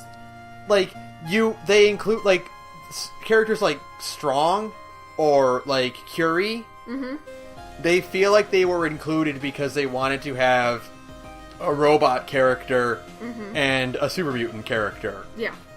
Not because they wanted to create, you know, a diverse, fun companion to hang around with. Right. It's just, well, we need a French robot and a super mutant. Yeah, you need the big guy. You need the big guy, so you throw in Strong. He's not like Fox, you know. Yeah, he's not interesting like Fox. Yeah, he's just, you know, Fox affects the main plot. You meet him on the main plot line. Yeah, crazy. And instead he's just kind of there, and you recruit him, and then he doesn't have a quest or anything, really. Yeah, like even his like social link is just kind of like whatever. you know? Yeah. Curie has a quest, has a few, but, like, they don't tie into the main plot. Not that this doesn't necessarily have to, but... But it's not really a quest either. It's just take her to a place and then a thing happens. It's just like every companion should have had a full-out quest. A loyalty that you have quest. To accomplish. A loyalty quest, like in Mass Effect and New Vegas. And New Vegas was important because if you did arcades, for example, like his old Enclave family buddies would show up and help you with the final boss, or the final fight to, take the Hoover Dam. That was important. That it felt like, again, you were affecting the storyline. And even the ones that didn't have, like, as much of an effect on it, like Lily, the crazy Nightkin. The crazy Nightkin badass grandma super mutant. Grandma. Yeah, Grandma, she was cool. She didn't have anything to do with the main plot, but because she had ending slides, you kind of got to know, like, oh, well, this is what happened to Lily, and, you got to know her as a character, and, she had, like, an actual really great personality, because she wanted to dote on you like a grandma, even though she was a crazy super mutant. Yeah, exactly. And she had, like, a lot of character and stuff. Yeah, and so, it's not fair to these characters that they are not treated the same. Yeah, like, how the hell did Piper not have a quest about finding out if McDonough was a synth or not? Yeah, how did she not, like... She's a plot character. You kind of have to meet her in the main plot. Why doesn't she have her own personal stuff to deal with? And don't tell me it's because she's part of the main quest, because so does Valentine. Yeah, Valentine has tons of stuff. Valentine has all fucking DLC. Right? Valentine has all of Far Harbor and a personal quest. What? Yeah, and then you have characters like Strong who has nothing, and you have like Kate or Curie who only have like minor personal quests. Yeah, and I don't like Kate. I know you like Kate. I'm sorry. I know. She's not like one of my favorites. I think I like the idea of Kate more than I actually like Kate herself. Right. And holy shit, they needed to, like, I found out Kate's voice actress is actually Irish. What? So why does she have such a bad accent? I don't know. Isn't it that, like, I always heard that her voice actress was, like, Scottish, but they asked her to do an Irish accent. Yeah, you know what? You're right. She is Scottish, and maybe that's why she did such a bad Irish accent. Which is insane. Maybe. Why not just let her do her, like, natural Scottish accent? Just make Kate Scottish, because it's not like there's a lot of Irish accents running around, Fallout 4 anyway. I know it's in Boston. Do you think that Scottish people and Irish people are the same thing? Is that why this happened? Because that's a good way. That's a good way to piss off both Irish and Scottish people. Todd Howard, do you actually know what a Scottish person sounds like? Answer me, Todd Howard. Yeah. So. Yeah. And you know what? And it'd be so easy to just make Kate Scottish, because guess what? Angry Scottish person is still a thing. It's still a thing. Fighting dudes in a fucking cage, getting drunk and doing drugs. It's a fucking Scottish stereotype. Yeah, sure. Yeah. It's still a fucking thing. But they're not the same. Okay, but the point is Kate still deserved more, and Curie still deserved more, and even fucking Codsworth deserved more. Codsworth deserved a quest. You're right. Codsworth was a good man. I feel bad because I feel like the fandom in general forgets that Codsworth is there. And honestly, this is a minor thing. Here's what I would have done with Codsworth. Mm-hmm. Codsworth should have had a quest where you actually fix him. Like, you shouldn't have run into him floating around your town. Mm-hmm. You should have found his body, and you could have found parts to put him back together. Oh, that would have been nice. Yeah. Oh, that would have been a fun thing to do. That would have. Yeah. But that requires effort, Ben. Yeah, exactly. And so, but again, he literally, Codsworth has been with you since the beginning. Yes! And he deserved more. Codsworth deserved more. I don't know if Codsworth should have been a companion, but I think Codsworth should have been like a something. I heard somebody once suggest, I think it was Joseph Anderson again. Please watch Joseph Anderson's video on YouTube, all of you. He's very good at what he does. I think he mentioned that, like, Codsworth should have been, like, your hand-wavy reason to explain why you can build settlements. Like, he's, like, your robot who can help you build shit. Like, I think that would have been cool. What? That would make a ton of sense, is that, yeah, Codsworth is responsible for the actual construction of settlements, you know? That's why you can do it so quickly, is because you have a robot that knows how to build things with you. And maybe it's like, you know, you have to fix Codsworth before you can do, like, settlements and stuff. And maybe, I don't know, it could be like if you build more robots, like a robot per settlement, then the cost of building shit in settlements goes down. Like, I know it's crazy to, like, make your, like, gameplay elements lock together. I know, Bethesda, it's a lot of work. I know, I'm sorry. I'm asking you to do more work. But, that would have been, like, a nice, like, little lore-friendly way to explain why you can build all these buildings super fast. It's kind of, it's a little hand-wavy. But it works. But it's a thing. It's like a reason, and it's better than no reason. It would have been fun if, like, when you go into settlement mode, you switch to Codsworth's point of view instead, and then your character just goes and chills out by the workbench. Yeah. You know? Or, you know, it's like, hey, give me a fucking top-down settlement viewer. Oh my god, please. Just give me some way to, like, navigate the settlements not on foot. Yeah, because I, like, for one thing, like, I go back and forth, it's like, for one thing, yeah, it is really nice to be up close and personal and so you can work out the details, but when I'm building something and I need to, like, go higher, I don't like having to find scaffolding and building a staircase to get higher up. Yeah, I just think, like, there should have been more, like, viewing modes. And again, if you were playing as Codsworth, Codsworth is a Mr. Handy. Codsworth can fly. So then you wouldn't have to worry about building a fucking, you know, like a set of staircases to get up high. You know? I wouldn't be constantly falling off of my own goddamn platforms. And dying? Trying to put walls in. I've had that happen before. Yeah. I've fallen off the top of the highway at Finch Farm, like, a bunch of times and died. I'm like, it's not fun. I'm like trying to upgrade my castle, and I'll fall off, and I have to go all the way fucking around to go back in. It's bullshit. Yeah. And it could have been like, you know, at every settlement you have to, I don't know, repair a robot. It's not a lot of work, you know, but you gotta fucking repair a robot. Just do something. Do like a thing to kind of just make it more like, instead of you just randomly plopping down houses, it's like, oh, here's a reason why it's doing this. I don't know. I don't fucking know. Yeah, but something. And so basically the biggest gameplay things that need to be fixed are that you need to have your companions with quests built in to get their loyalty. And every like, you know, we mentioned earlier, like, you know, they don't want, you know, your faction companions don't really matter or whatever. But like, so what you do is you have a quest where you earn their loyalty regardless of whether or not you are signing with their faction. Maybe maybe your faction companions, maybe Deacon X, who gives a fuck? No one gives a fuck. Yeah, Dance and Preston all have a secondary level of loyalty quest that you have to do to earn their loyalty as a person, not as a faction.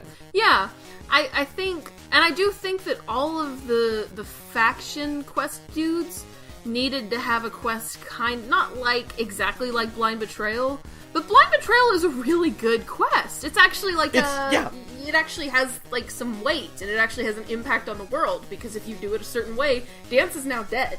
You know, like, hey, you've actually made an impact on the world, however small, you know? Or you can do the talkie talk thing that Fallout is all about and convince Maxon to let him go. You know, like that's Fallout. Like that Blind Betrayal is like kind of okay, but in terms of Fallout 4 quest lines, holy shit, it just blows like a ton of things in Fallout 4 out of fucking water. it's like the standard quest you'd find in like 3 or New Vegas is like exceptional in 4, and that's kind of like the main issue. That's really kind of like the reason why Fallout 4 is such a disappointment. But yeah, and I think all of the faction companions needed some kind of quest that could put their life on the line, you know? I don't think Fallout 4 is brave enough to risk your companions' lives, and I wish it would be. You know? I wish it would actually give you some fucking consequences. Now, here's the thing, is like, I don't mind them being invincible in combat. No, because that's fine. 3 in New Vegas, 3, that was stupid. It was stupid and annoying, yeah. It's stupid in 1 and 2 as well. Oh yeah, it's just, you know? It's just... That's just an annoyance. That's just like a way to make you reload your game, and it stops the flow of gameplay. Because when Dogmeat died, I would just reload my game, and it would fuck up the flow of gameplay, you know? Yeah, and it's eventually you get to the point where like, okay, well, Dogmeat, sit in this house in the dark, because I can't risk you getting hurt. Yeah, I don't want my companions to die, so I'm just never going to use them. Yeah. Sorry. But you can, in story mode, depending on your actions, eliminate that, invincibility, and then put them at odds with you, and the only way it can end is in bloodshed. Yeah. And that's it. You know, you can have both. You can do... Again, how about, like, as much as Nuka World is great, like, how stupid is... oh god, it's so stupid! How stupid is it that Preston can get just furious with you for raiding the Commonwealth, and then the next time you talk to him, he's like, "What's up, General?" Yeah, I don't know, Preston. Aren't you supposed to be mad at me? You know, like at that point, if you do that, you know, if you decide to raid the fucking Commonwealth with your raider buddies, then like Preston should get so mad at you that he's gonna try to kill you because you're clearly not the person he thought you were. You know? Exactly. That's like that's Fallout. You know, that's how it should be. That's a good story because now it's like. You can make the choice to be a raider asshole, but it means you're gonna, you know, you might lose your friends. Shit, you might. I mean, I wish there was more, like McCready and Kate and Strong, although I think you could just remove Strong from the game entirely, but whatever. Like McCready and Kate and Strong and maybe a few other companions, if you did the raider thing, they would still stick with you, but like Piper and Valentine and, Preston, who are all, like, lawful good, like, straight-up lawful good characters, they should all just bail on you. I mean, that's Bethesda being cowards and not wanting to piss off a player and then lose some money, you know? Yeah, exactly. They're consequences for your actions. There's, like, no consequences for anything you do in Fallout, and, like, I think karma systems suck, but I think...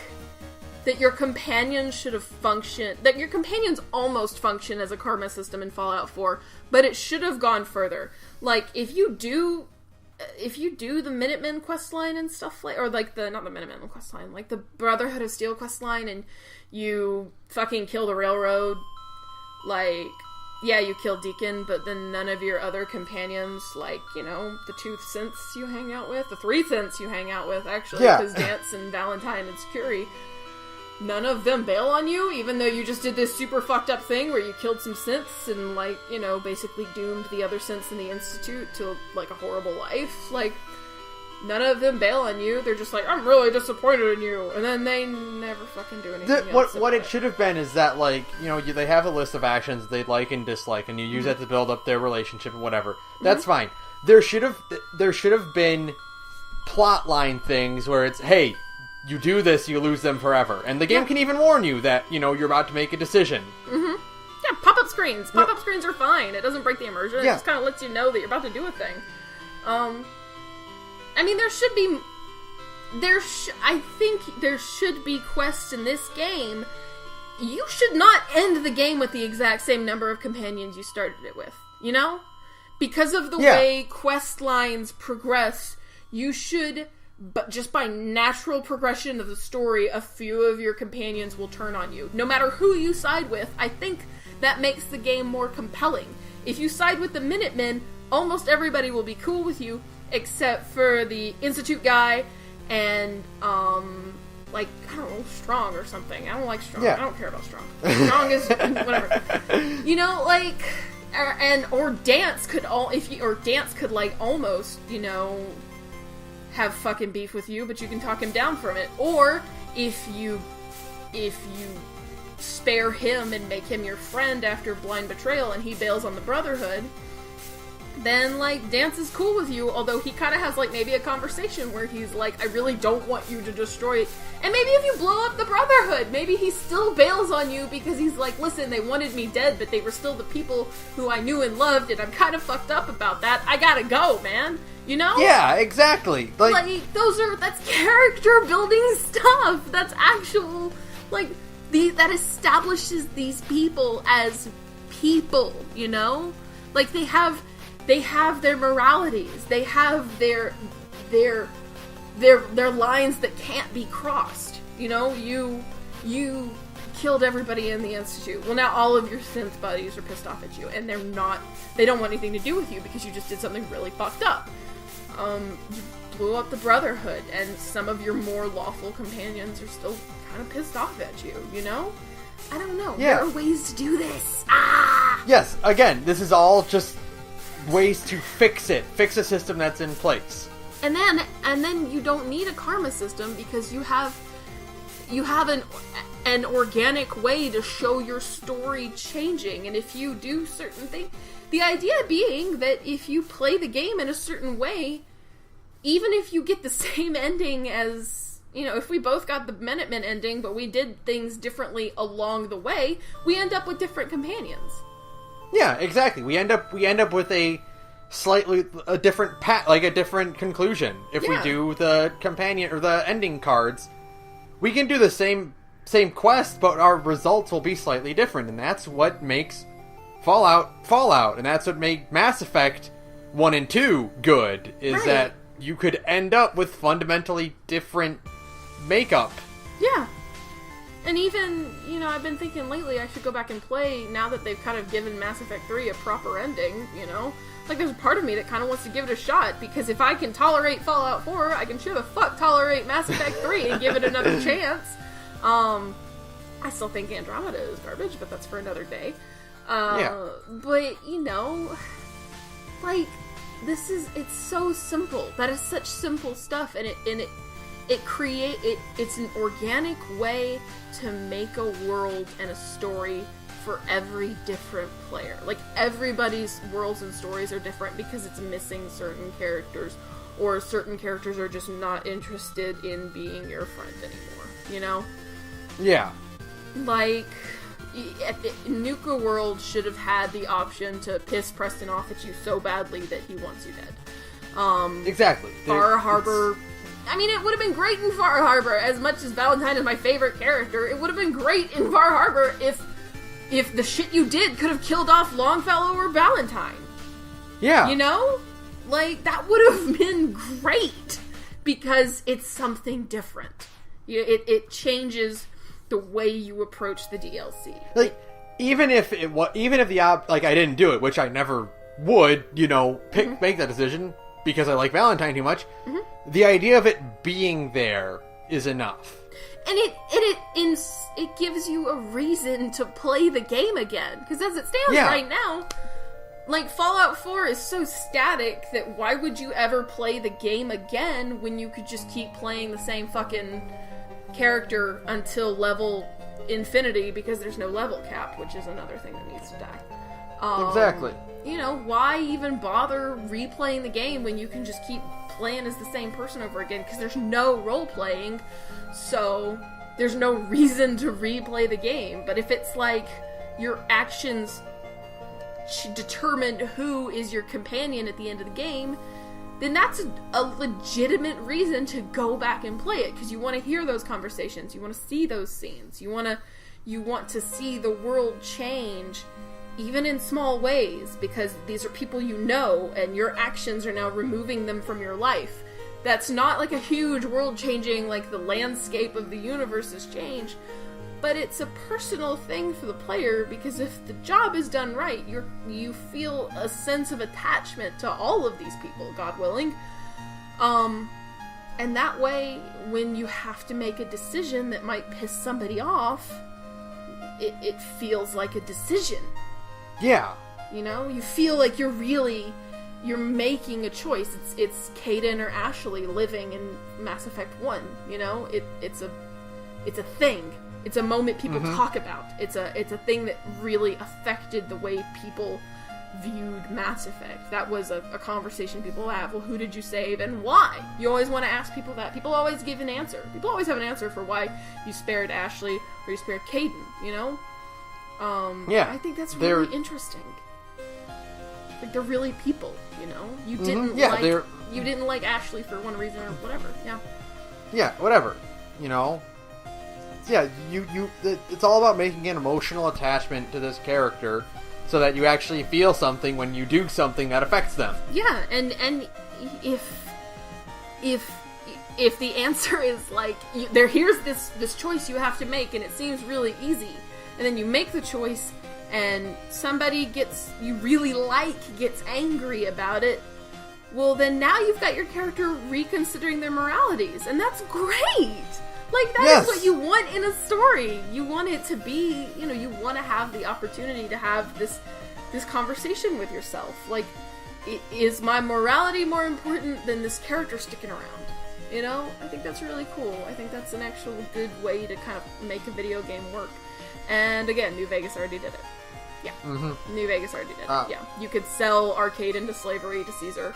Veronica would leave you if you killed all of the Brotherhood. The list goes on. Yeah.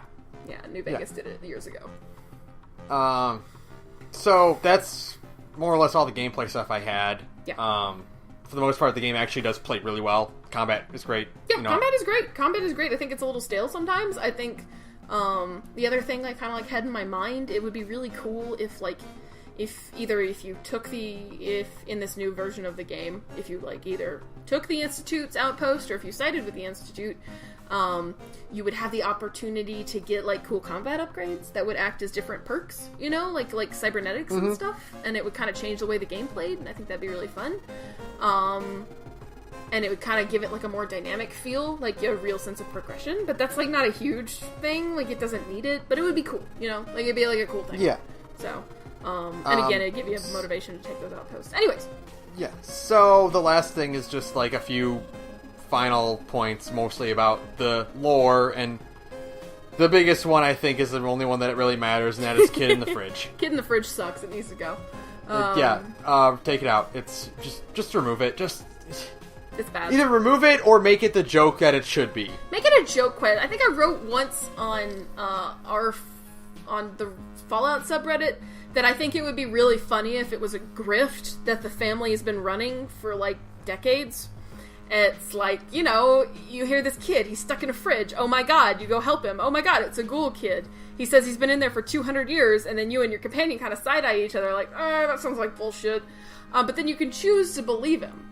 And if you do choose to believe him, you can take him home with you.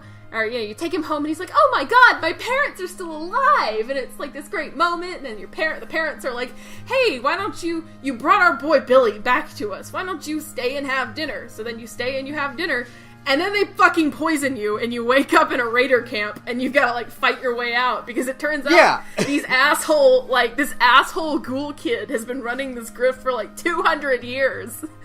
And, like, basically all of these people who fall for this shit just end up sold into slavery, and then they make caps. It would be perfect, because, like, your character being a pre-war individual would not know what a ghoul actually is or what they're capable of, and apparently, according to Piper, like, you can recognize when someone is from a vault just by their body behavior, you know, their body language. And so it would make sense if they would target you, because, you know, they would assume that you don't know anything. And it would be funny if you brought, like, Hancock with you, right? Like, Hancock is your companion, and the kid is like, I've been in there for 200 years, and then Hancock is like, that sounds like bullshit. You do know that ghouls need to eat, right? And then, like, the kid would be like, no, I'm not lying. I don't know why, but bloody, bloody, blah. And then you could, like, call the kid out on it, and the quest would end, or maybe, like, some raiders would try to ambush you or something. I don't know. Yeah. But then, you could also just be a fucking idiot and just go along with it anyways, you know? Yeah. If you brought, like, Dance or Curie, who Dance wouldn't know the details of a ghoul because he hates ghouls. Right. You know, he'd be like, "Oh, that makes sense. Whatever. Why would that? Blah blah." Yeah. And You know, Curie so would be that's like, just "Oh, like- how fascinating!" Ha ha ha ha. I don't know, Yeah, I can't you do know. it. I mean, that's not exactly what Curie sounds like, but okay, I get your point. You know, you know, if you did bring someone like Hancock or someone who does know a bit more about the biology of ghouls, you know, yeah, maybe Hancock's justification is, well, I want to see where this goes. Yeah, you know, he could totally. I mean, honestly, and it would just be a funny back and forth. Again, character building. Yeah. Oh my god, it could totally be like Hancock is like, "That's bullshit. Ghouls do need to eat." And then your character is like, "I don't know, I still believe him." And then Hancock is just like, "Really, dude? Really?" Hancock's doing that Dolan Yes! post where it's like, "That's bullshit, but I believe it." You know, and he's just kind of like, and he goes along with it because you're the boss, and you know this is Yeah. stupid, but it might be funny, you know. Yeah. And then when you wake up in the raider cages in this camp, there's Hancock across from you going, "You are a fucking idiot," and that would be you know- funny. Yeah, you could turn this into the dumb joke that it is. Exactly, and then. You know, you fight your way out of the raider camp, and then one raider tells you, like, "We've been running a scam with the Perkinses, all this," or whoever the fuck their names are. Yeah. "We've been running a scam this whole time, please don't kill me," and then you can kill him or you can let him go, it doesn't fucking matter. And then you go back and you confront the fucking family, and they're all like, you know, you can talk them down from trying to kill you, or, you know, the kid could, yeah, the guy now, Bethesda doesn't want to kill kids, fucking whatever, it's fine. So, like, maybe you just let the kid go, or you fuck up his grift, or something. I don't know. Yeah, whatever. It doesn't matter. But anything to make it, like, a little bit funnier, because, like, there's literally a raider camp, like, up the road from these people's houses. Yeah. So, like, why weren't... And, like, one of those raiders even talks to you, and is like, "Hey, sell this kid to me." Like, why not incorporate that more? Why not make it funnier? Why not make it be like... And, you know, the kid is like, "I've been running this scam for 200 years, and nobody's ever gotten away," and or something. I don't know. Maybe it hasn't been that long. But something! You could have made this, like... Funny? Anything besides, like, this weird, lore-shattering, like... Yeah. Whatever. It makes no sense. Because it makes no sense. There are a lot of things that Fallout 4 does with the lore, and it's like... That are stupid. Okay, they're stupid, but it's like... Whatever. The game is constantly evolving, and things are going to be changed around so that, you know, for storytelling purposes, and that... Right. For gameplay. It's like the idea of, like, Jet being a pre-war drug, but it's now a post-war drug, or whatever, and it's like... Other way around. Yeah, whatever. Yeah, the other way around, you're right. Yeah, you're right. It's fine. But, you know, I get what you mean. But it's like, for one thing, it's like, okay, there are a few terminals that mention it. Okay, fine, that's fine. That's, you know, they forgot that fact or whatever. This game has changed hands so many times. The franchise has changed hands that things like that might have been forgotten. You know, just it's slipped not under the like, radar. It's a little annoying, but it's not like, you know, universe breaking. You right?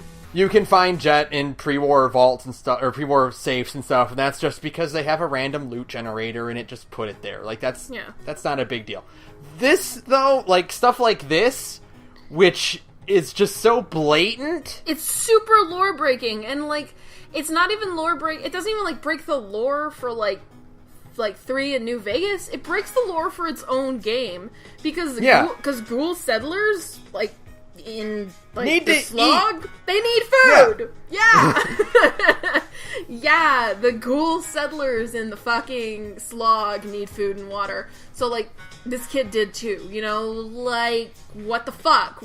It is so like if like to me, I feel like if I told somebody who didn't know anything about Fallout about this quest, they would not believe me that it was real. Yeah, you know, even if they didn't know anything about ghouls, where like you just say there's this, you know, I'm playing this game and there's a race of like it's post-apocalyptic game and like there's a race of people who were affected by radiation and they basically turn into walking zombies, and there's a kid who was in a fridge for 200 years. And then the first words out of their mouth are, "Did that kid go insane from being stuck in a fridge for 200 years?" Yeah. And then you go, "No," and then that person goes, "Bullshit." Yeah, well, that's stupid. Yeah. And then you go, well, the kid is not dead, and his family hasn't gone anywhere for 200 years. Yeah, they're still in the house. It's like up the road. They never thought to check. Ever? And they're still living in the same bombed out piece of shit house next to, like, gunners and raiders and stuff? Yeah, and you'd be like, well, that's... dumb. Like, no matter how you slice it, this quest is fucking dumb. It's fucking dumb. It's fucking dumb. So make it dumber by having it be this funny thing. Yeah, like this funny joke, you know, stupid thing where your character acts like an idiot and is, like, you know, reprimanded for it by the game. Yeah. You know, you believe this idiot kid, now you're in a raider camp, fight your way out. You know? And, you know, we've disparaged a lot about the idea of the idiot ball, and I don't mind the idiot ball if it's funny. Yeah, the idiot ball can be funny at times, you know, like, that's hilarious.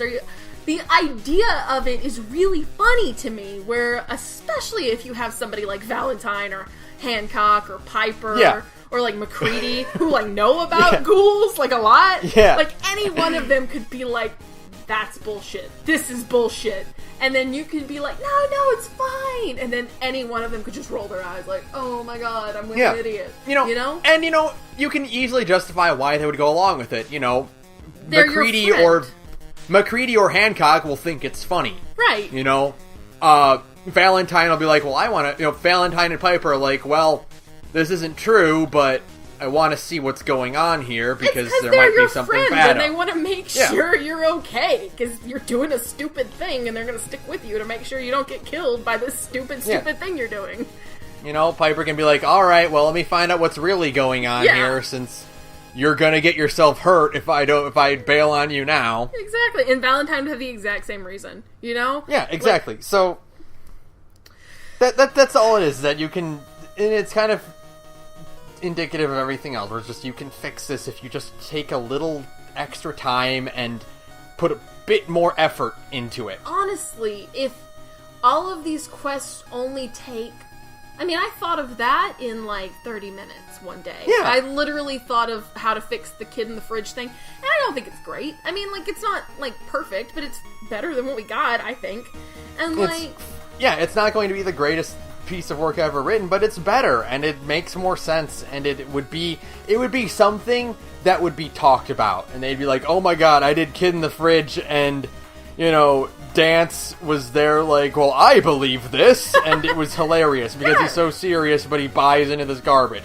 Right. You know, they'd be talking about the dialogue options, or they'd be, it would be spoken of in a much higher regard. People might still think it's stupid, but they think it's funny stupid. It's like funny stupid, yeah, exactly. It's a character building thing too. Is your sole survivor the kind of idiot who falls for a really simple grift like this? You know? And it kind of speaks to, like, the world they live in, where these ghouls are running this scam, you know? And other idiots have fallen for it, too. That's funny, you know? Like, that's, like, you know, the ghoul kid could be like, yeah, a ton of people have fallen for this before, and you're no different, you know? And then you think, wow, Commonwealth Wastelanders are stupid, and that's funny, you know? Like... Like, any of these quests, I mean, that's like the... I finally thought of the third quest line that is actually kind of good in Fallout 4. And it still isn't great. It's the Silver Shroud quest line.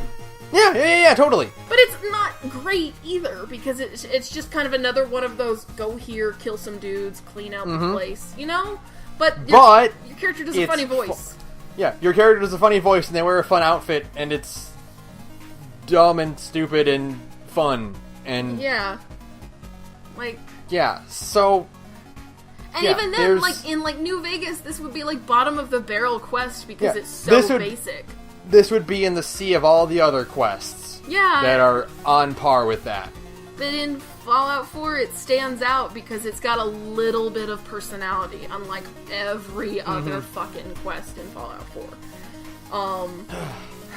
Because, like, damn, all of these quests... I mean, every quest in Fallout 4... If you put just the teeny tiniest bit more thought into it, another few hours worth of work, and like a little bit extra coding, and a few more lines, they'd be good. They would be serviceable.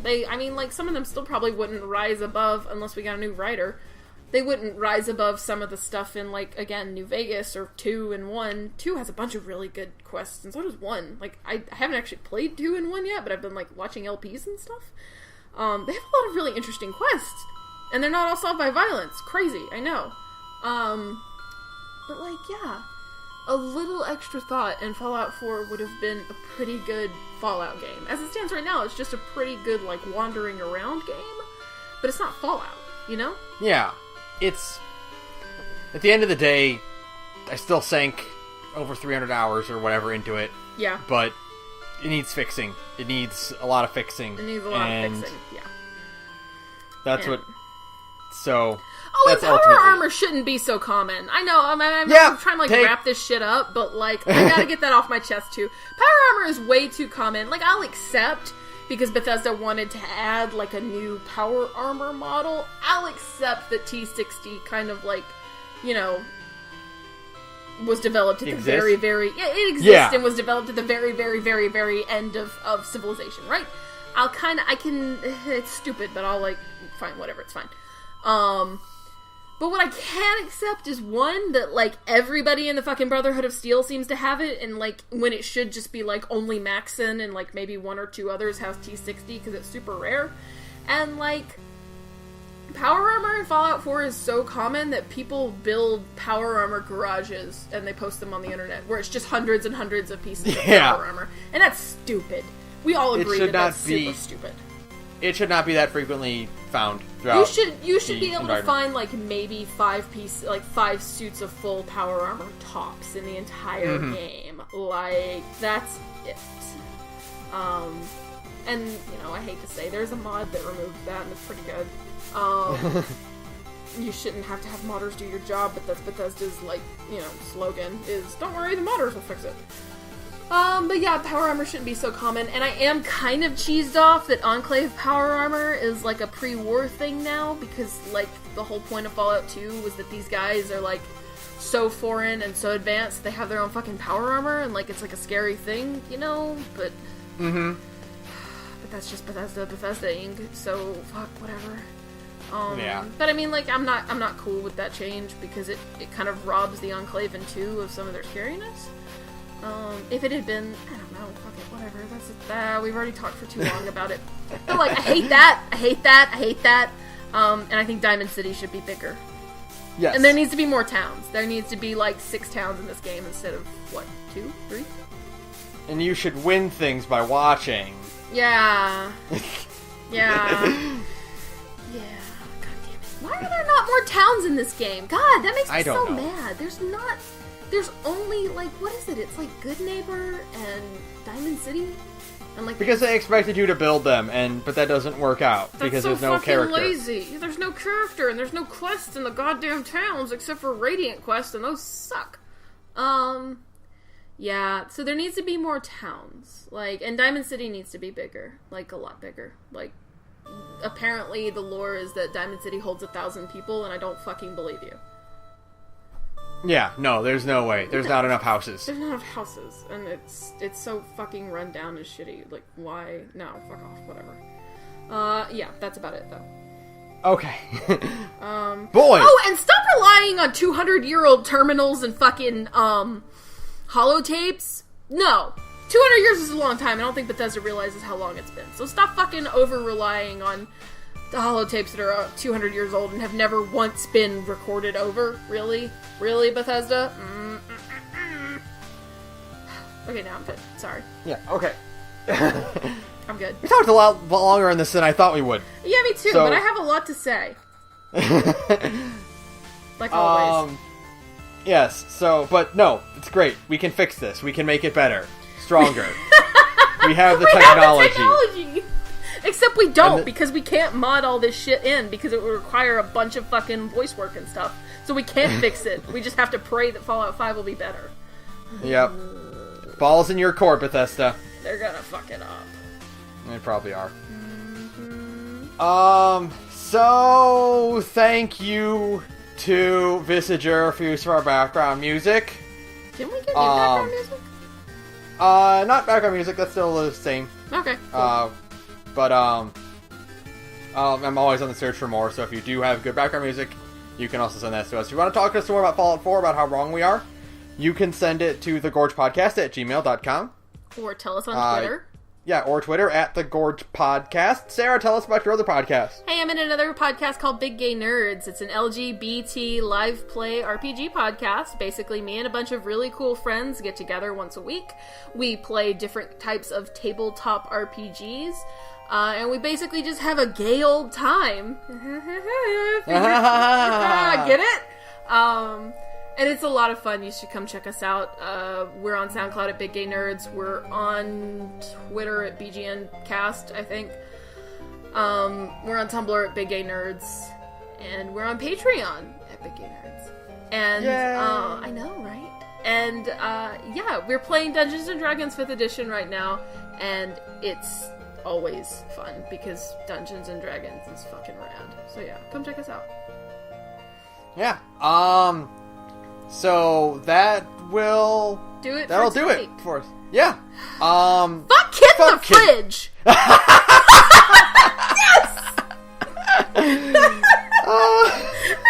Synergy! We did it! We had a moment! We did! That was awesome, but really, fuck Kid in the Fridge. Yeah. Fuck Kid in the Fridge. Good night, everyone. Good night, everyone.